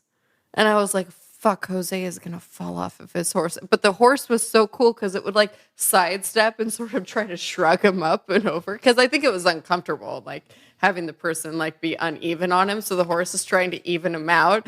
And I was like, that's such a cool horse. But eventually he did fall. Like at one point, the horse was unable to babysit his drunk ass anymore. And he fell on the ground, which was one of the funniest things in the world because I was too drunk to be concerned about his health or safety. And I just started laughing. He was okay. But yeah, you know. Best girlfriend ever. Because I'm like, you just fell off. You just fell sideways off your horse. But he was okay. And I think that's why it's illegal. That was a long way of saying. But by that logic, if I gave you a piggyback ride and you were drunk, you could get a DUI because I'm the vehicle at that point. Yeah, except the horse is being told which way to go. Oh, a woman on my back's not telling me where to go? Fair enough. Fair enough. But I don't know. Gonna put that to the test next time I'm at some public event. I'm pretty sure Jose was not telling the horse where to go either. I think that the horse was just following the other horses and was like, well, this is clearly a trail. I'll just stay here. Because that man was not controlling anything. No, he wasn't controlling anything. He wasn't controlling himself. He just fell off.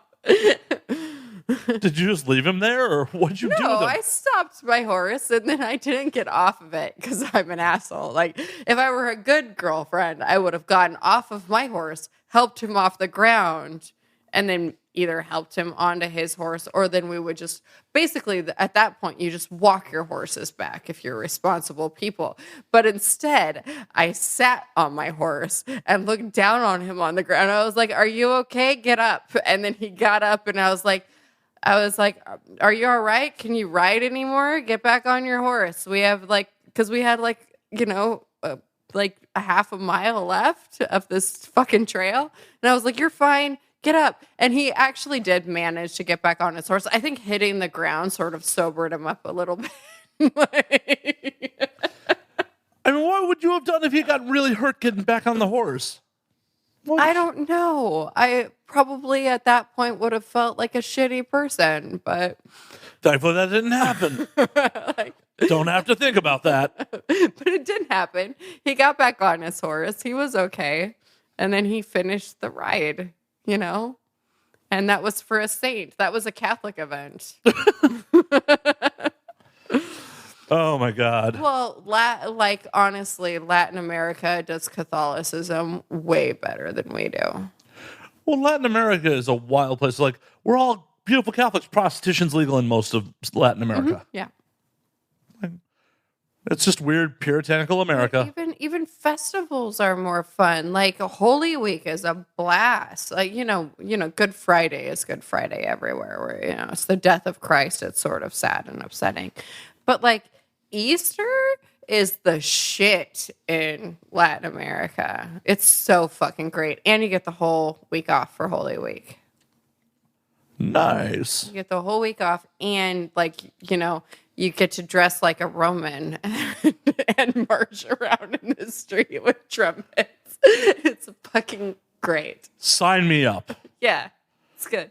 I want to dress like a legionnaire and get trashed. Yeah, but everything has to do with alcohol. Like Catholicism here is a very serious and stoic religious thing. It's so boring. Catholicism in Latin America is basically like a whole bunch of people using the church as an excuse to party.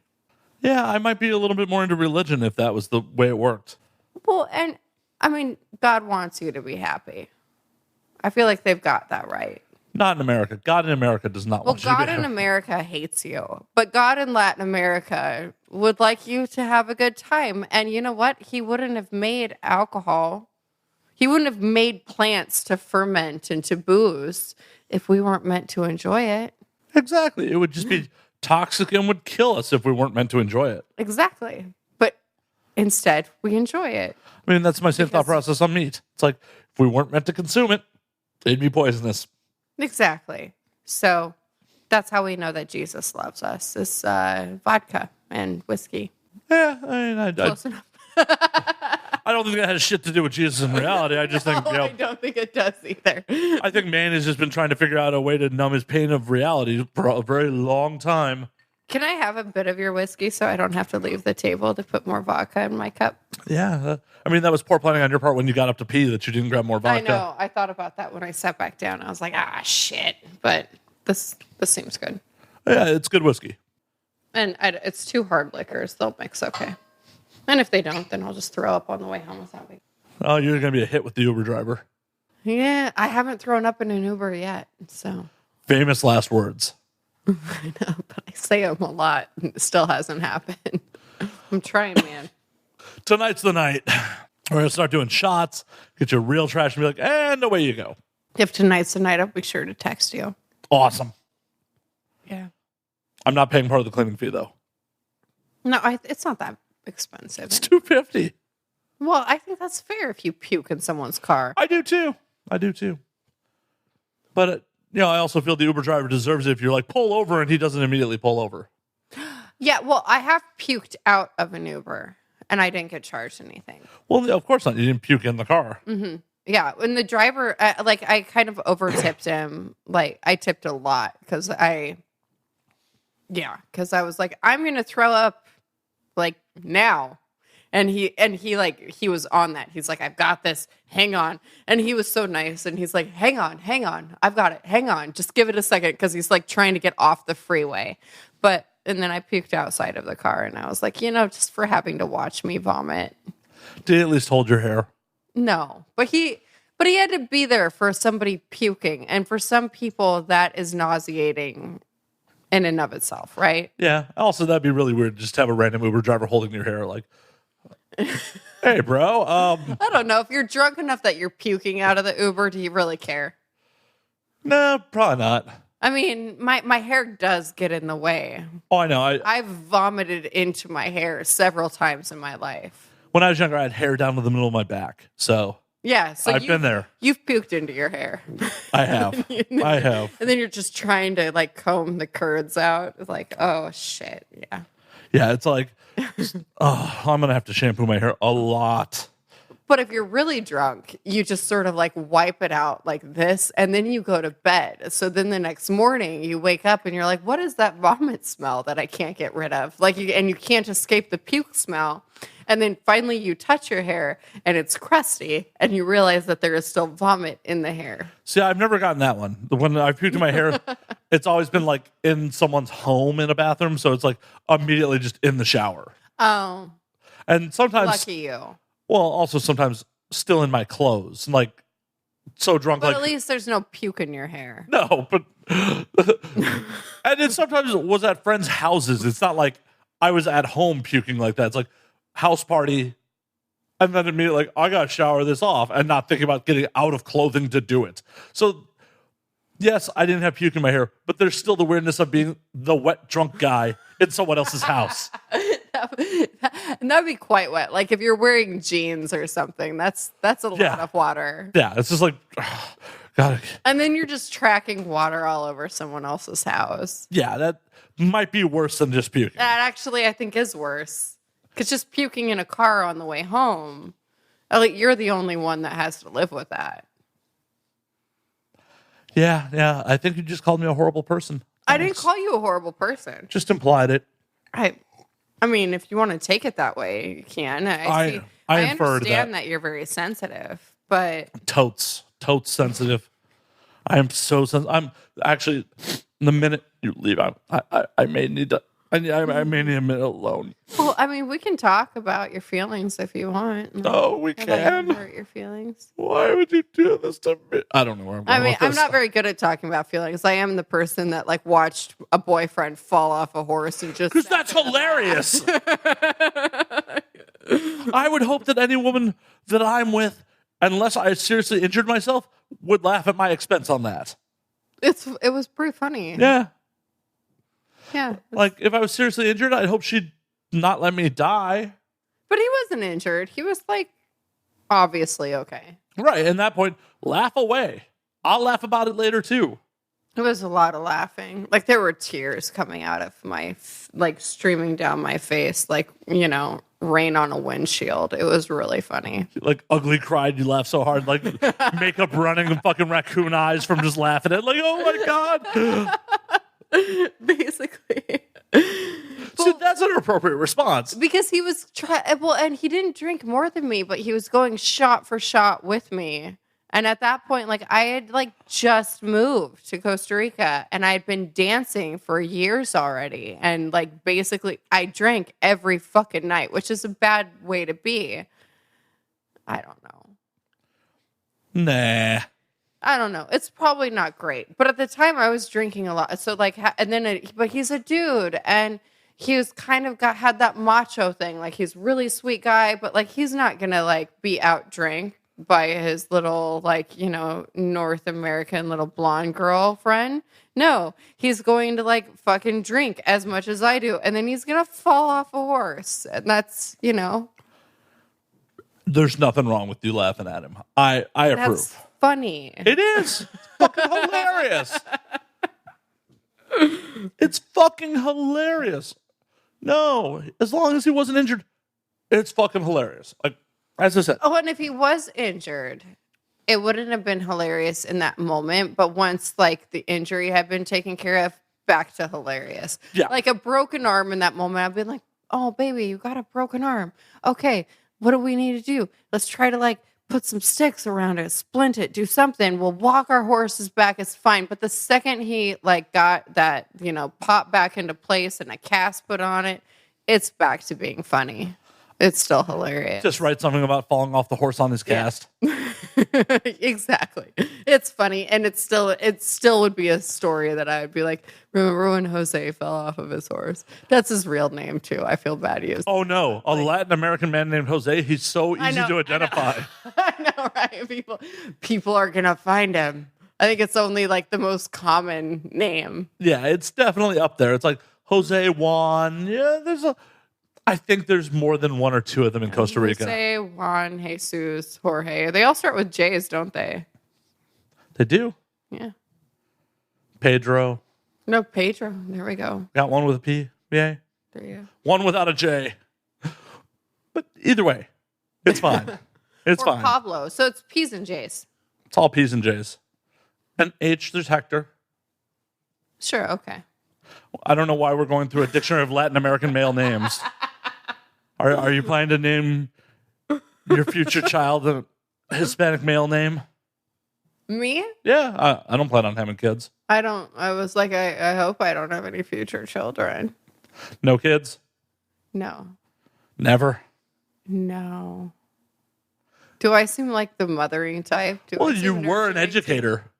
Yeah, I was an educator, but I'm not a nurturer of human beings. Like, I'll educate you and I send you home to your mom. I'm not like, So you're with kids like I am with animals. Like, I'm happy to help and play with you, but once you start shitting, you're not my problem. Well, I don't mind even changing diapers and stuff, but I just don't want it to be a permanent arrangement. Well, if you're a negligent mother, it's not necessarily permanent. Okay, well, I wouldn't want to be negligent. Like, I like my nephews. They're pretty rad. Like, but it's because they like to play the same stupid crap I do. Like, they like dinosaurs as much as me, and like I don't have any adults in my life that do. And so it's like, do you want to read these dinosaur books and watch a Dinosaur Train and talk about dinosaurs and let's do some dinosaur related crafts? And then we fucking do.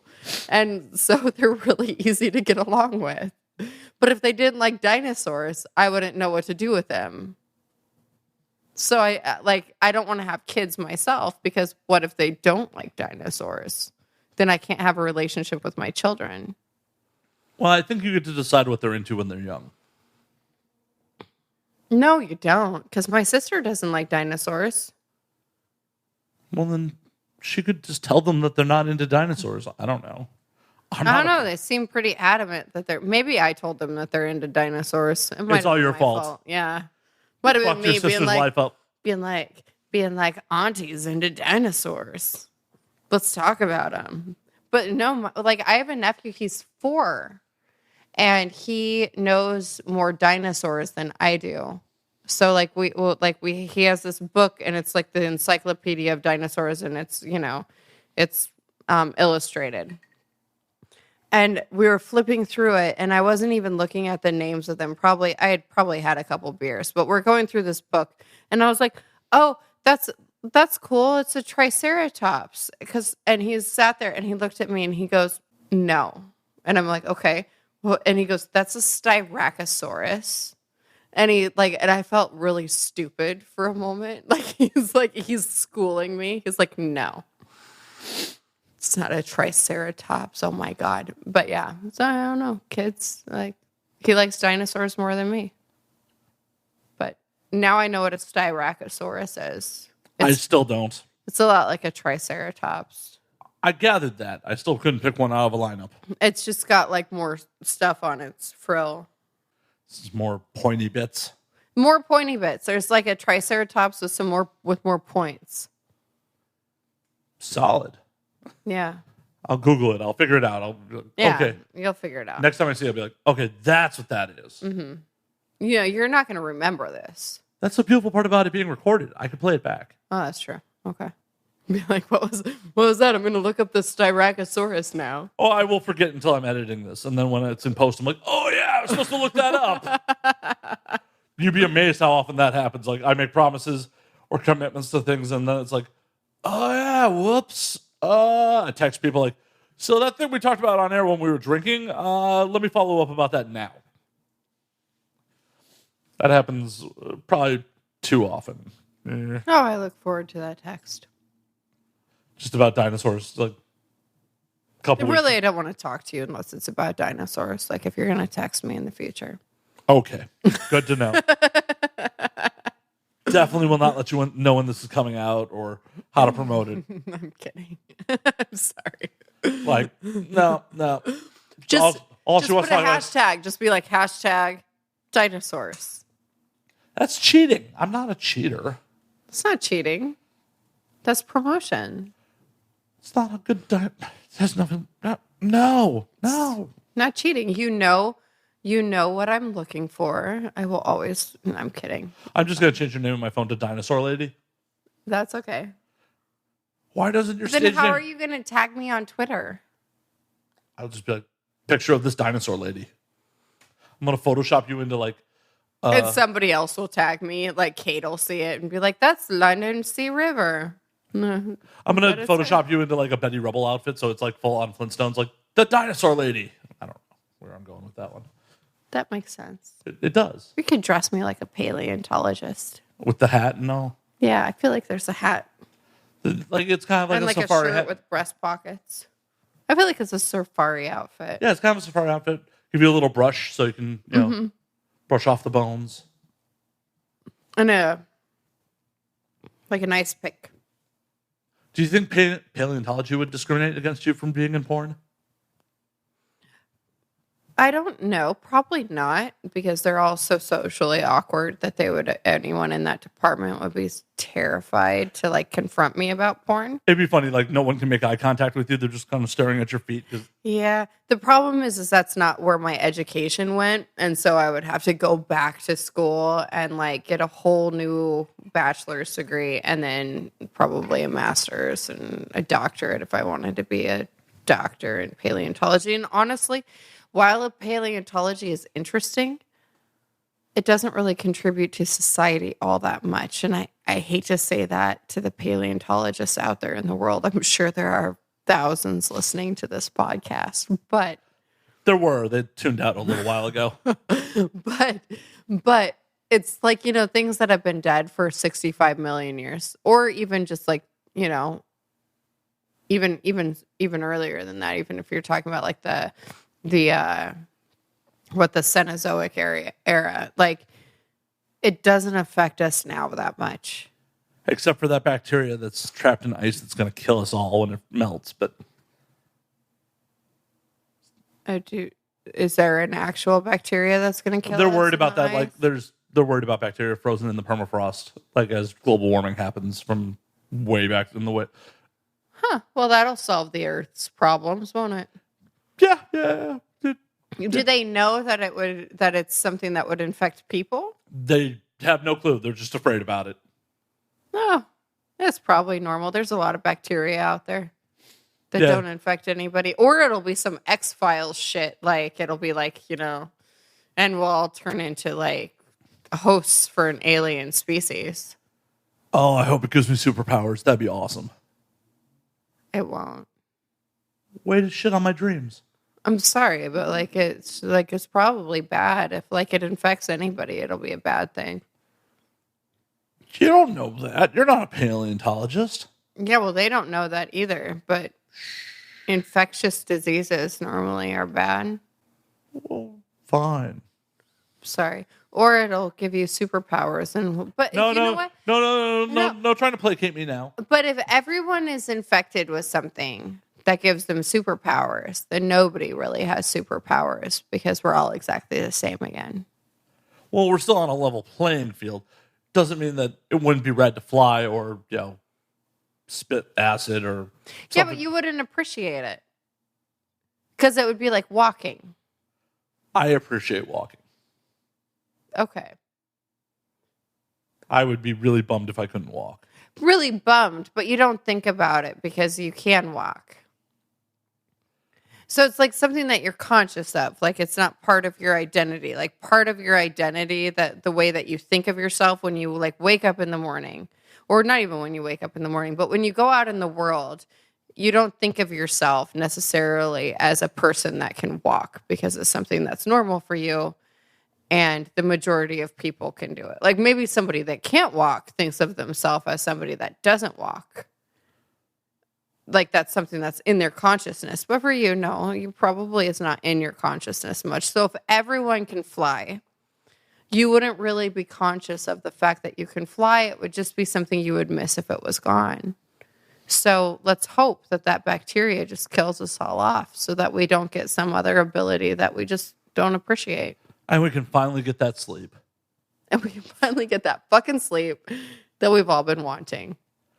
Definitely. And actually, on that note, we're going to call last call on this motherfucker. Okay. Is that this? I feel like we're at a bar. Okay. Yep. All right. London, where can they find you on social media and all that fun shit? You can find me on Twitter at London Sea River. And if you go there, it will take you to basically everything else that I have. Awesome. Instead of me listing a bunch of links, yeah. Find London stuff. Enjoy the social media. Enjoy the pornography. It is plentiful. Apparently, all of America could see her butthole if you so look for it. Yeah. Yeah. I mean, nothing really to add to that. That's a fact. It's just a fact. I mean, I don't have to. Nothing to embellish there. It's just, yep, buttholes aplenty. Yeah. Yeah, depending on how you feel about that. There's also other body parts. What? No, I was led to believe it was all butthole. I don't know. I mean, yeah, it's a lot of butthole. No. All butthole. Nothing else. Well, there's some boobs, you know. Oh, boobs. Yeah, whatever. But there's also like feet every once in a while, but like whatever. But yeah, buttholes if you want to see my butthole. If you would like to see every inch of London, including potentially polyps and hemorrhoids, go find her on the internet. Please tell me if you saw anything that I should be worried about. Right. She has insurance. She'll go get it taken care of lickety split. And until next week, you can find me at Matt_Slayer on Twitter, Matt F. Slayer on Facebook, Matt Slayer on Instagram. You can find the podcast at And Now We Drink on Twitter, and Now We Drink _ on Instagram. And until next week, drink up, motherfuckers.